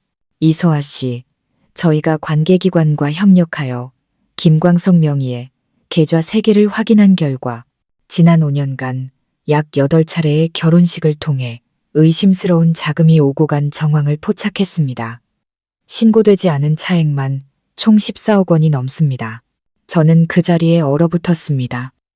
네, 14억 원이요? 형사님이 고개를 끄덕였습니다. 이건 가장 명확하게 드러난 금액일 뿐입니다. 이 돈은 파티 기획, 음향, 조명 등을 담당하는 중간 업체를 통해 여러 번 오간 뒤 현금으로 인출되거나 그의 친척 명의, 그중에는 김혜숙 씨의 명의로 된 예금 통장으로 흘러 들어갔습니다. 저는 할 말을 잃었습니다. 형사님이 말을 이었습니다. 하지만 더 중요한 것은 저희가 방금 김광석이 겉보기와는 달리 평범한 사람이 아니라는 사실을 발견했다는 겁니다. 그는 2020년에 공공부지 불법 점유 문제로 논란이 되었던 한 부동산 회사의 숨겨진 주주였습니다. 저는 눈을 크게 떴습니다. 심장이 거세게 뛰었습니다. 그 사건에 연루되었다고요? 맞습니다. 법인 명의는 다른 사람으로 되어 있었지만 이익분배 확인서에는 그의 이름이 명확히 기재되어 있었습니다. 그리고 결혼식을 통해 세탁된 자금은 바로 그 이익을 합법적인 결혼식 비용인 것처럼 위장하여 정화한 것이었습니다. 추적이 어렵도록 말이죠. 저는 의자에 주저앉았습니다. 머리가 혼란스러웠습니다. 이제야 저는 왜 시어머니 김 여사가 자식들 결혼식에 그렇게 돈을 쉽게 썼는지, 왜 가장 호화로운 웨딩홀을 고집하고 가장 터무니없는 비용을 청구한 뒤 며느리에게 계산서를 떠넘겼는지 이해할 수 있었습니다. 그녀는 집안의 상속자가 아니었습니다. 그녀는 오빠가 주도하는 자금 세탁 조직의 전문적인 연결고리였던 것입니다. 그날 저녁 저는 집에 돌아와 침대에 쓰러지듯 누웠습니다. 식욕도 없었습니다. 엄마가 문을 두드리고 제 옆에 앉아 침울한 목소리로 물으셨습니다. 이제 모든 걸 알게 된 거지? 네, 생각했던 것보다 훨씬 더요. 엄마가 제 손을 잡으셨습니다. 이제 어떻게 할 거니? 제가 몸을 일으켜 엄마를 바라보며 천천히 말했습니다. 모든 걸 세상에 밝힐 거예요. 저는 더 이상 잃을 게 없어요. 그들은 이걸 집안일이라고 부르지만 실제로는 가족이라는 이름으로 위장된 범죄예요. 저는 더 이상 용납할 수 없어요. 엄마가 한숨을 쉬셨습니다. 엄마는 널 지지한다. 하지만 조심해야 해. 그렇게 큰 돈과 얽힌 사람들은 무슨 짓이든 할 수 있어. 제가 고개를 끄덕였습니다. 저도 준비하고 있어요. 다음 날 저는 확대 수사 회의에 참석했습니다. 그 자리에는 검찰, 국세청, 그리고 형사과 관계자들이 모두 모여 있었습니다. 회의에서는 가격이 부풀려진 8건의 결혼식과 관련된 모든 서류가 공개되었습니다. 그리고 모두를 경악하게 만든 것은 저처럼 신부 대표, 자발적 결제 또는 시댁의 깜짝 선물이라는 똑같은 이유로 계산서에 이름이 올랐던 7명의 여성 명단이었습니다. 저는 명단을 들고 떨리는 손가락으로 이름들을 훑었습니다. 그 중에는 제 형님이었던 지영 씨, 김 여사의 절친딸, 조카 며느리, 그리고 김광석의 전 약혼녀까지 있었습니다. 그녀는 결혼식이 무산되었음에도 9천만 원이 넘는 비용이 발생한 계산서를 가지고 있었습니다. 제가 고개를 들어 형사님을 바라보았습니다. 이분들 모두 조종당했던 거군요. 맞습니다. 그리고 더 무서운 것은 몇몇은 실제 결혼식이 아니라 허위 비용을 합법화하기 위해 꾸며낸 가짜 피로연이었다는 점입니다. 저는 온몸에 소름이 돋는 것을 느꼈습니다. 가짜 결혼식까지 만들었다고요? 그렇습니다. 그리고 그 돈은 어디로 흘러갔을까요? 일부는 김광석의 계좌로, 일부는 현금으로 인출되어 금이나 부동산을 사는데 사용되었고 모두 다른 사람의 명의로 되어 있었습니다. 이것은 조직적인 자금 세탁 범죄입니다. 저는 책상 위로 고개를 숙였습니다. 두려워서가 아니라 충격 때문이었습니다. 이것은 더 이상 며느리가 빚을 갚도록 강요받는 이야기가 아니었습니다. 이것은 예 바른 가족, 순종적인 며느리, 화려한 결혼식이라는 가면을 쓰고 뒤에서 온갖 더러운 짓을 숨겨온 교묘한 자금 세탁 조직의 이야기였습니다. 그리고 저는 감히 일어선 첫 번째 사람이었을 뿐입니다. 그날 저녁 뜻밖의 사람이 저희 집 문 앞에 나타났습니다. 시아버지였습니다. 제가 문을 열자 저는 놀라 그를 쳐다보았습니다. 아버님, 그는 아무 말 없이 제게 서류 뭉치를 건넸습니다. 김 여사 명의로 된 2억 6천만 원짜리 예금 통장이었습니다. 이건 내 어머니가 따로 숨겨둔 걸 내가 발견한 거다. 내가 몰래 가져왔으니 결혼식 비용을 메우는데 필요하면 쓰거라. 너에게 용서하라고는 안 하겠다. 하지만 부디 중간에 멈추지 말아다오. 저는 목이 메었습니다. 아버님, 제가 모든 걸 법정으로 가져가도 두렵지 않으세요? 두렵지. 하지만 내 며느리의 명예가 짓밟히고 우리 집안 전체가 김광석 같은 사람에게 휘둘리는 것을 보는 것이 더 두렵다. 그는 어두운 밤 속으로 천천히 걸어 돌아섰습니다. 저는 그 서류 뭉치를 가슴에 안고 조용히 눈물을 흘렸습니다. 처음으로 시댁 식구 중 누군가가 저를 이해하고 제 편에 서준 순간이었습니다.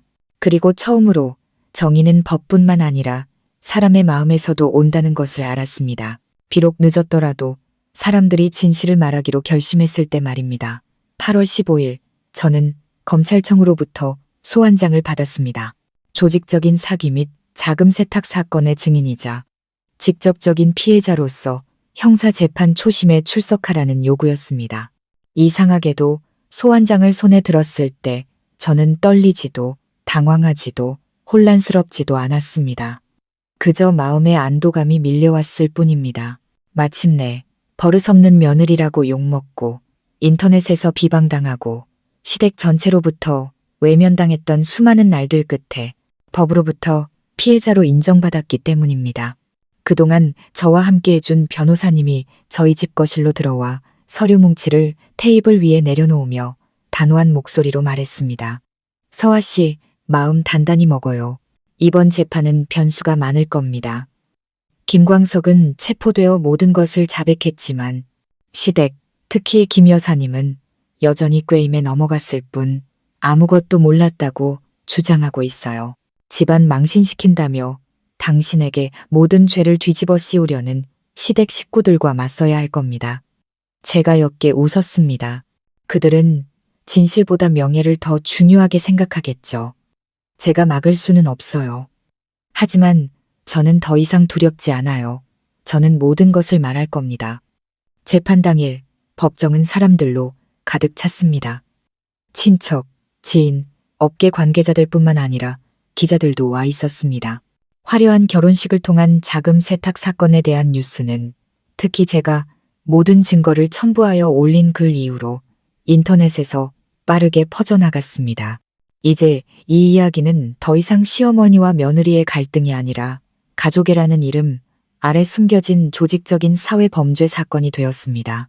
제가 법정으로 들어서자 시댁 식구들의 시선이 제게로 향하는 것이 느껴졌습니다.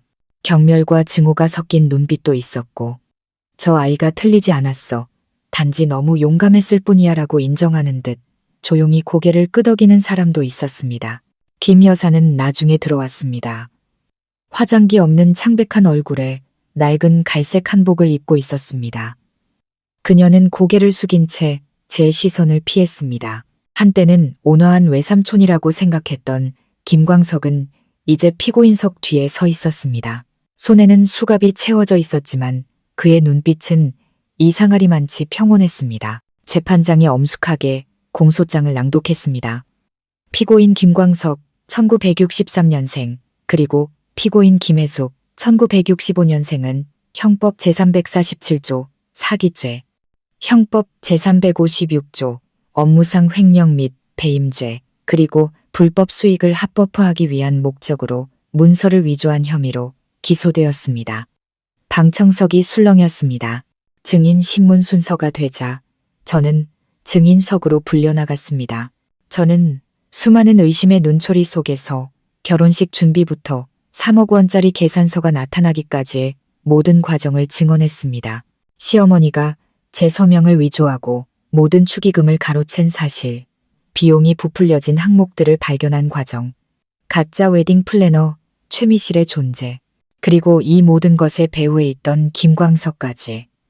제가 뱉는 모든 말은 가감없이 꾸밈없는 진실이었습니다. 증언 말미에 저는 잠시 멈춰서서 김 여사의 얼굴을 똑바로 쳐다보았습니다. 저는 어머니를 미워하지 않습니다.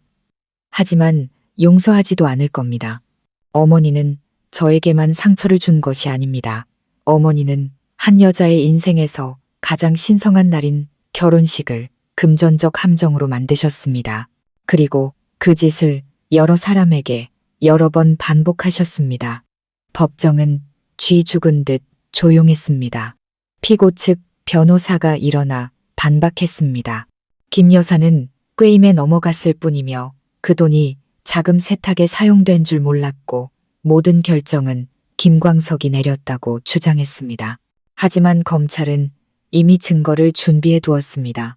김 여사가 최미실에게 계산서를 부풀리라고 지시하는 녹음 파일, 돈을 받았다는 자필 영수증, 그리고 결혼식 준비를 위해 김 여사와 김광석이 함께 참석했던 모임 사진까지 모든 것이 너무나 명백했습니다. 재판 말미에 재판장은 판결을 내렸습니다. 사건 기록, 피해자 및 증인 진술, 그리고 수사 결과를 종합하여 재판부는 피고인 김광석에게 자금 세탁 혐의로 징역 10년, 사기 혐의로 징역 5년을 선고, 총 15년의 징역형에 처한다. 피고인 김혜숙은 사기 공모 혐의로 징역 2년에 집행유예 5년을 선고하며 피해자 이서아에게 손해액 2억 9, 700만 원 전액을 배상할 것을 명한다. 김 여사는 의자에 주저앉았고 김광석은 마치 이 결과를 오래전부터 예상했다는 듯 여전히 평온했습니다. 방청석은 혼란에 빠졌습니다. 시댁 식구 중 누군가는 울고 누군가는 고개를 저었고 누군가는 조용히 일어나 자리를 떴습니다. 저는 그 자리에 조용히 서 있었습니다. 입가에 아주 옅은 미소가 번졌습니다. 기뻐서가 아니라 마음이 편안해졌기 때문입니다. 제가 법정을 나설 때 낯선 여성이 다가와 제 손을 잡았습니다. 그녀는 40대 초반으로 화장기 없는 얼굴에 작은 체구였습니다. 서아 씨 맞으시죠? 3개월 전 그 신부님. 네, 맞습니다. 고마워요, 서아 씨. 덕분에 저도 용기를 내서 시아버지라는 명목으로 며느리 돈을 뜯어낸 다른 사람을 고소했어요. 저는 당신처럼 용감하지는 못했지만 당신이 제게 용기를 줬어요. 저는 목이 메었습니다. 감사합니다. 저도 제가 유일한 피해자라고 생각했었어요. 그녀가 제 손을 꼭 잡았습니다. 당신은 혼자가 아니에요. 당신처럼 당한 사람이 아주 많아요. 단지 모두가 목소리를 낼 수 있었던 건 아니었을 뿐이죠. 그날 오후 저는 집에 돌아와 정장을 벗고 거울을 보았습니다. 거울 속의 여성은 더 이상 순백의 웨딩드레스를 입은 신부가 아니었습니다. 폭풍우를 지나고 속임수와 인생의 시련을 겪고도 굳건히 서 있는 한 여성이었습니다. 저는 스스로에게 말했습니다. 결혼한다고 모두가 따뜻한 가정을 얻는 것은 아니다. 하지만 누구에게나 평생 피해자로 살지 않겠다고 선택할 권리는 있다. 재판이 끝나고 일주일 후 저는 관할 법원에 이혼 소송 서류를 제출했습니다. 남편, 아니, 곧 전 남편이 될 그 사람과 함께 말이죠. 그날은 가랑비가 내리는 아침이었습니다. 저는 하얀 셔츠에 검은 바지를 입고 머리를 단정하게 묶고 직접 모든 서류를 챙겼습니다. 판결문, 조정 불성립 조서, 그리고 시어머니와 김광석과 관련된 형사재판 기록까지. 저는 눈물을 흘리지 않았습니다. 감정적인 상실감도 느끼지 않았습니다. 만약 사랑이 있었다면 그것은 제가 3억 원짜리 계산서를 손에 들고 서명하렴. 나중에 계산하자는 시어머니의 말을 들었던 그날 이미 죽어버렸기 때문입니다. 저는 법원을 나서며 흩날리는 빗방울을 손으로 받았습니다. 하늘은 흐렸지만 제 마음은 환하게 개어 있었습니다. 그날 저녁 저는 부모님과 함께 차를 마셨습니다. 아버지가 천천히 말씀하셨습니다. 엄마랑 아빠랑 얘기했는데 만약 네가 시댁으로 돌아가고 싶지 않다면 그냥 여기서 지내렴. 우리 집은 괜찮다. 중요한 건 내 마음이 편안한 거니까. 엄마가 이어서 말씀하셨습니다. 나는 네가 외로울까봐 걱정이야. 네가 너무 강한 것도 때로는 양날의 검이 될 수 있단다. 이제 혼자 모든 걸 짊어지려 하지 말아줄래? 제가 미소를 지으며 가볍게 고개를 끄덕였습니다. 네, 저 부모님이랑 같이 살래요. 제 힘으로 작은 집이라도 살 수 있을 때까지는 저는 여전히 아빠 엄마 딸이잖아요. 부모님 두 분 모두 눈시울이 붉어졌습니다. 사흘 후 저는 법원으로부터 전화를 받았습니다. 서기 목소리는 꽤 놀란 듯 했습니다.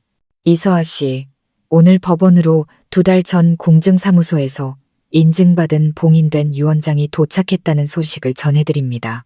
유언장 작성자는 이서아 씨의 전 시아버님이신 박인철 씨입니다. 유언장에는 이서아 씨가 상속인 중 한 명으로 언급되어 있습니다. 저는 그 자리에 얼어붙었습니다. 네, 무슨 말씀이세요? 유언장은 법적으로 유효합니다. 저희가 유족분들께 연락하여 법적 절차에 따라 봉인을 해제할 예정입니다. 이서아 씨는 유언장에 언급된 사람으로서 참석할 권리가 있습니다. 저는 전화를 내려놓았습니다. 마음이 복잡했습니다.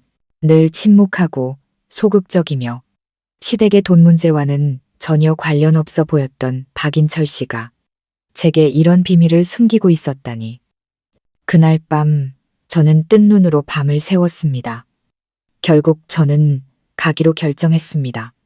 재산에 대한 호기심 때문이 아니었습니다. 시댁 식구들이 저를 원수처럼 여기던 그 시점에 왜 그가 유언장에 제 이름을 넣었는지 그의 마음을 이해하고 싶었기 때문입니다. 유언장 봉인 해제는 토요일 오후 공증사무소에서 진행되었습니다. 그 방에는 저와 민준, 시이모, 큰아버님, 그리고 법률 대리인이 함께 있었습니다. 공증인이 붉은 비단 주머니에 쌓인 유언장을 열며 천천히 낭독했습니다. 본 유언장은 5월 28일, 즉 이서아의 결혼식 3주 전에 작성되었음. 내용은 다음과 같다. 나 박인철, 1959년생은 온전한 정신 상태에서 다음과 같이 나의 모든 개인 재산을 남긴다. 예금 2억 원이 든 통장 1개, 그리고 고향에 있는 주택 1채. 이 재산을 세 부분으로 나눈다. 한 부분은 아들 박민준에게, 한 부분은 여동생의 아들인 조카에게, 그리고 남은 한 부분은 나의 며느리 이서아에게 남긴다. 내가 이렇게 하는 것은 돈 때문이 아니다. 나는 이 아이에게서 평생 내가 감히 갖지 못했던 정직함, 지혜, 그리고 용기를 보았기 때문이다. 만약 언젠가 이 아이가 이 집을 떠나게 되더라도 한때 마음속으로 그녀를 깊이 존경했던 아버지가 있었다는 것을 알아주었으면 한다. 방 안은 침묵에 잠겼습니다. 시이모는 입을 떡 벌렸습니다. 민주는 바닥을 내려다보며 아무 말도 하지 않았습니다. 저는 어느새 눈물이 흘러내리고 있었습니다. 재산 때문이 아니었습니다. 살면서 처음으로 한때 시아버지였던 분이 더 이상 가족이 아닌 며느리의 이름을 자신의 마지막 유언에 남겨주었다는 사실 때문이었습니다. 변호사가 일어나 공표가 끝났음을 확인하고 제게 물었습니다. 이서아 씨, 상속분에 대해 이의가 있으십니까? 제가 일어나 천천히 말했습니다. 이해 없습니다.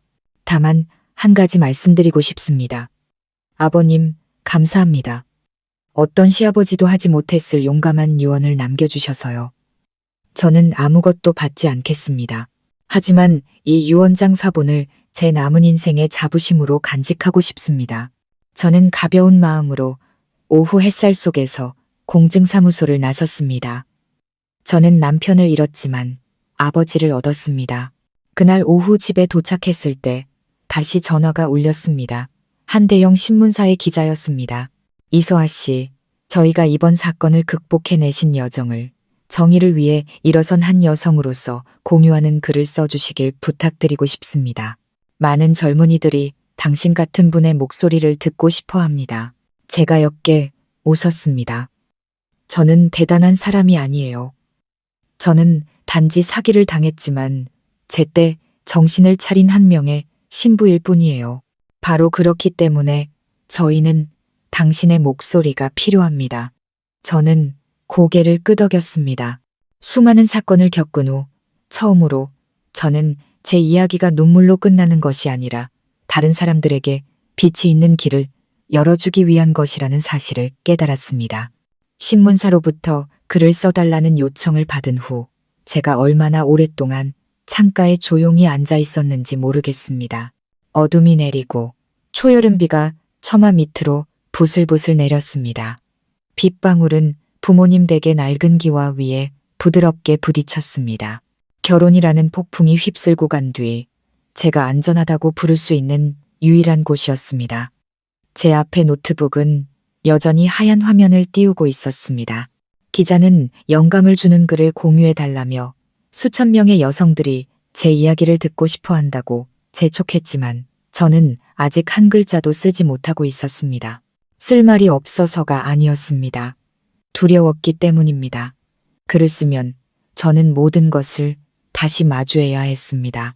진실을 얻기 위해 믿음을 버리고 자존감을 지키기 위해 결혼 생활을 포기한 제 자신과 정면으로 마주해야 했습니다. 바로 그때 전화벨이 울렸습니다. 화면에 뜬 발신자는 민준이었습니다. 저는 익숙한 번호를 보며 마음 한구석이 저려왔습니다. 아직 사랑해서가 아니었습니다. 저는 한때 제 모든 청춘을 그 남자에게 걸었기 때문입니다. 저는 잠시 망설이다가 전화를 받았습니다. 여보세요. 그의 목소리는 술을 좀 마신 듯 낮고 상하했습니다.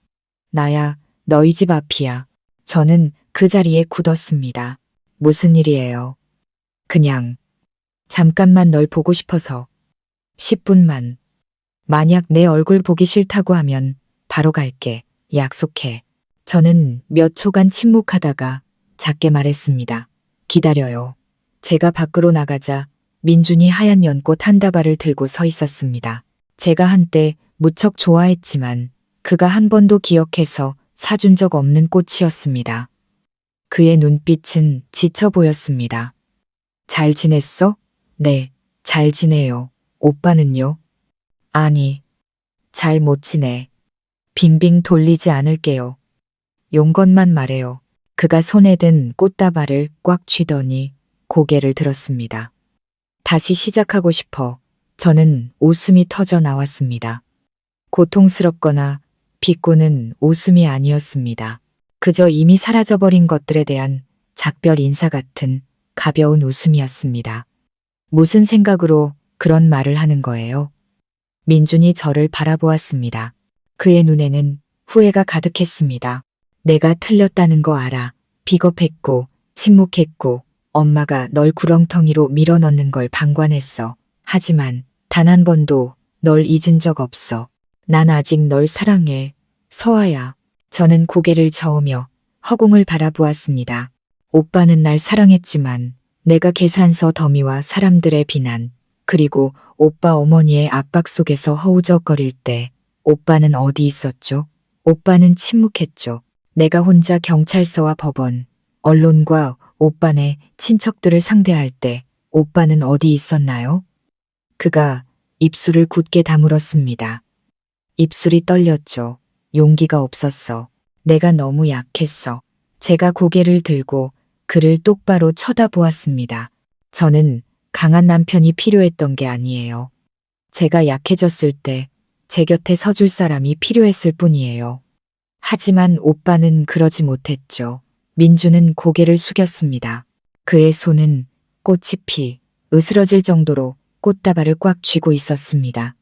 제가 가까이 다가가 바람처럼 가벼운 목소리로 말했습니다. 오빠를 용서할게요. 하지만 다시 시작하기 위해서가 아니에요. 제가 자유로워지기 위해 용서하는 거예요. 다시 시작하지는 않을 거예요. 같은 길을 다시 걸으며 또다시 상처받고 싶지 않으니까요. 그가 목맨 소리로 말했습니다. 정말 아무 감정도 남지 않은 거야? 제 눈에서 눈물이 흘렀습니다. 아파서가 아니라 안타까워서였습니다. 저는 한때 오빠를 너무 사랑해서 모든 걸 견딜 수 있을 거라고 생각했어요. 하지만 사랑은 인내가 아니었어요.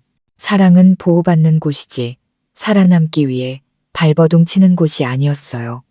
저는 뒤돌아서서 돌아보지 않았습니다. 등 뒤에서 저를 부르는 소리가 들렸습니다. 서아야, 저는 멈춰 섰습니다. 돌아보지는 않았지만 대답했습니다. 만약 정말 저를 생각한다면 올바르게 살아가세요. 다른 누구에게도 같은 실수를 반복하지 마세요. 그리고 이미 앞으로 나아가는 법을 배운 사람을 붙잡지 마세요. 그날 밤 저는 집에 돌아와 노트북을 열었습니다. 손이 가볍게 떨렸지만 이내 글을 쓰기 시작했습니다. 나는 거짓 이야기의 대가를 치르기를 거부한 신부였다. 저는 순백의 웨딩드레스부터 3억 원짜리 계산서, 시어머니의 위조된 서명, 중간책 최미실, 자금 세탁을 한 외삼촌, 침묵한 남편, 조용히 저를 지켜준 시아버지, 누구도 예상치 못했던 유언장, 그리고 마지막으로 고개 숙이지 않고 떠나기를 선택한 제 이야기까지 모든 것을 썼습니다. 저는 마지막 문장을 이렇게 썼습니다. 딸에게 가정의 행복을 지키기 위해 인내하라고 가르치지 마십시오. 무엇이 진정한 행복인지 깨닫고 자신이 어른들의 게임판 위에 노인 졸에 불과하다는 것을 알았을 때 과감히 손을 놓을 수 있는 용기를 가르치십시오. 제 글이 실리자 수만 건의 공유와 댓글이 모든 소셜미디어를 뒤덮었습니다. 어떤 사람들은 저를 철의 여인이라 불렀고 어떤 사람들은 저를 현실판 드라마 여주인공이라고 했습니다. 하지만 저는 그저 평범한 여자, 아픔을 알고 눈물을 흘릴 줄 알지만 불의에 굴복하지 않은 사람이었을 뿐입니다. 초가을의 어느 오후 제가 침묵을 깨고 나를 위한 정의를 찾아서라는 주제로 열린 여성들을 위한 강연회에서 발표를 마쳤을 때 제 휴대폰이 울렸습니다. 민준에게서 온 전화였습니다. 저는 잠시 망설였습니다. 그날 밤 저희 집 앞에서 다시 시작하자는 제안을 거절당한 후 민준은 더 이상 연락하지 않았습니다. 하지만 이번에는 뭔가 심각한 일이 생겼다는 직감이 들었습니다. 저는 전화를 받았습니다. 여보세요.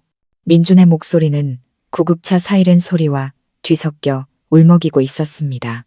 엄마가 방금 뇌출혈로 쓰러지셔서 지금 병원 응급실이야. 저는 사람들로 붐비는 복도 한가운데에 멈춰 섰습니다. 이상한 감정이 마음속으로 스며들었습니다. 분노도 기쁨도 아니었습니다. 마치 우주가 잠시 멈춰서서 제 결정을 지켜보는 듯한 기이한 침묵이었습니다.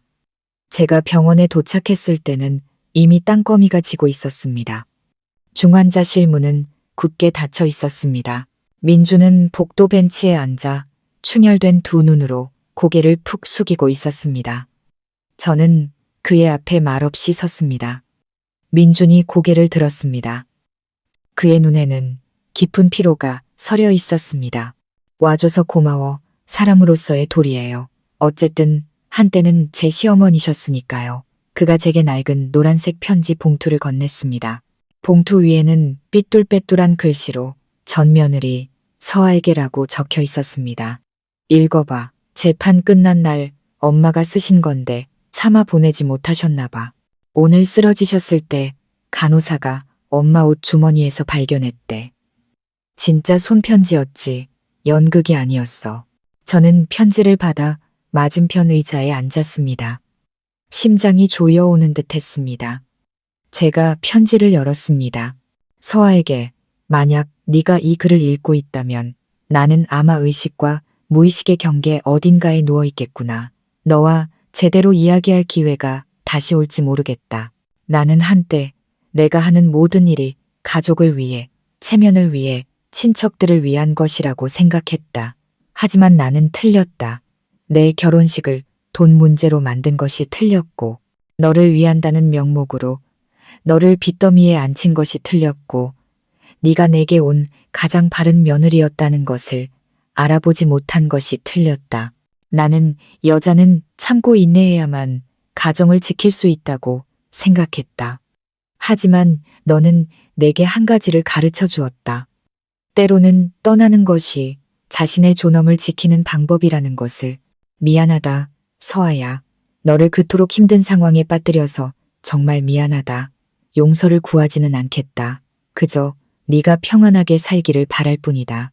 만약 내가 다시 깨어나지 못한다면 이것이 내가 너에게, 내가 너무 강인해서 두려워했던 그 아이에게 남기는 마지막 말이라고 생각해다오. 저는 편지를 접어 가슴에 얹었습니다. 눈물은 나지 않았습니다.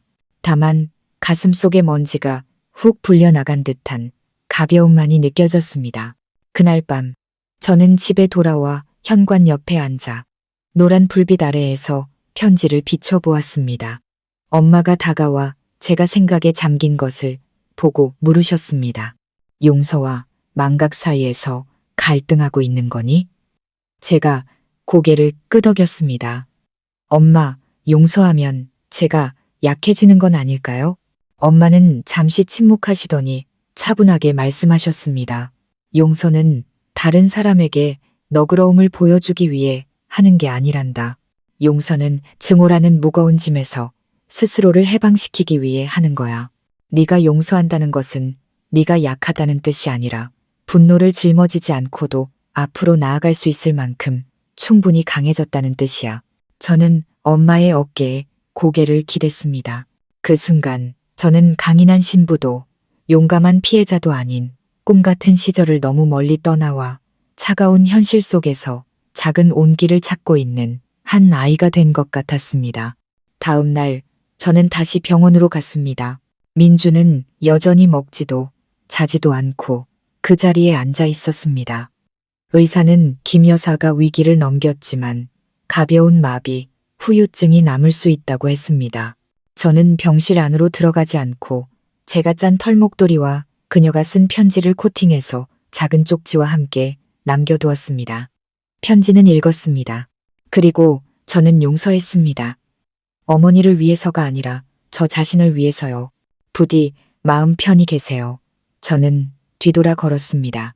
아무도 저를 부르지 않았고 더 이상 저를 붙잡는 것은 없었습니다.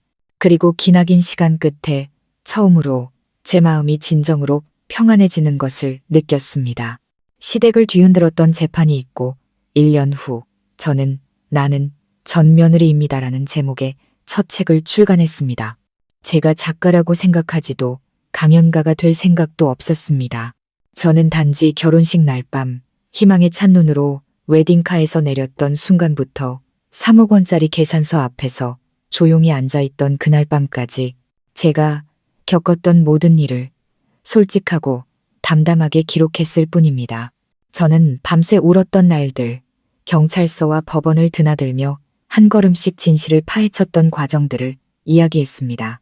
그리고 한때는 두려워하고 미워했던 시어머니의 사과 편지로 끝을 맺었습니다. 결국 저는 모든 것을 놓아줌으로써 스스로를 해방시켰습니다. 책이 출간된 지 3주 만에 여성 커뮤니티에서 뜨거운 화제가 되었습니다. 어떤 사람들은 저를 용기의 상징이라 불렀고 어떤 사람들은 제가 강인한 삶에 영감을 주었다고 했습니다. 하지만 저는 그저 미소 지으며 답했습니다. 저는 누구보다 강하지 않습니다.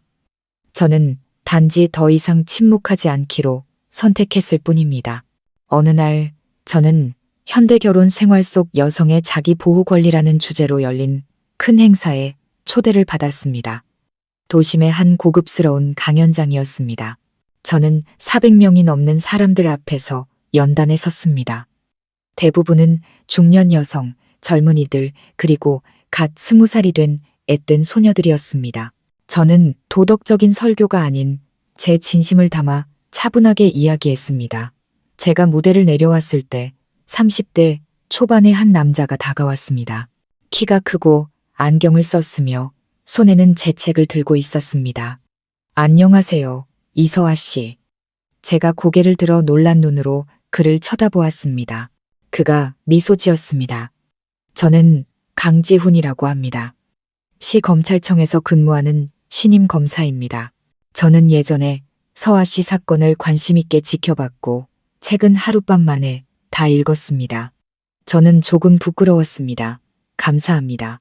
하지만 저는 제가 겪은 일을 그대로 썼을 뿐인데요. 그가 책을 들어 보이며 옅게 웃었습니다. 하지만 겪었다고 해서 모두가 이렇게 써낼 수 있는 건 아니죠. 아마도 서아 씨는 말로 쓴 게 아니라 진짜 상처로 썼기 때문일 겁니다. 저는 몇 초간 멍하니 서 있었습니다. 왜인지 모르게 이상한 감정이 마음을 스쳐 지나갔습니다. 설렘은 아니었습니다. 아직은. 하지만 그것은 민준에게서는 한 번도 느껴보지 못했던 굳이 많은 말을 하지 않아도 이해받는 듯한 느낌이었습니다. 그가 제게 커피를 마시자고 제안했습니다. 저는 고개를 끄덕였습니다. 그날 밤 저희는 강가의 작은 카페에 앉아 시원한 바람을 맞았습니다. 저는 제가 향 냄새를 싫어하는 이유를 말했고 그는 돈을 받지 않고 어머니의 토지 소송을 도와드렸던 이야기를 했습니다. 우리는 법에 대해 많이 이야기하지 않았습니다.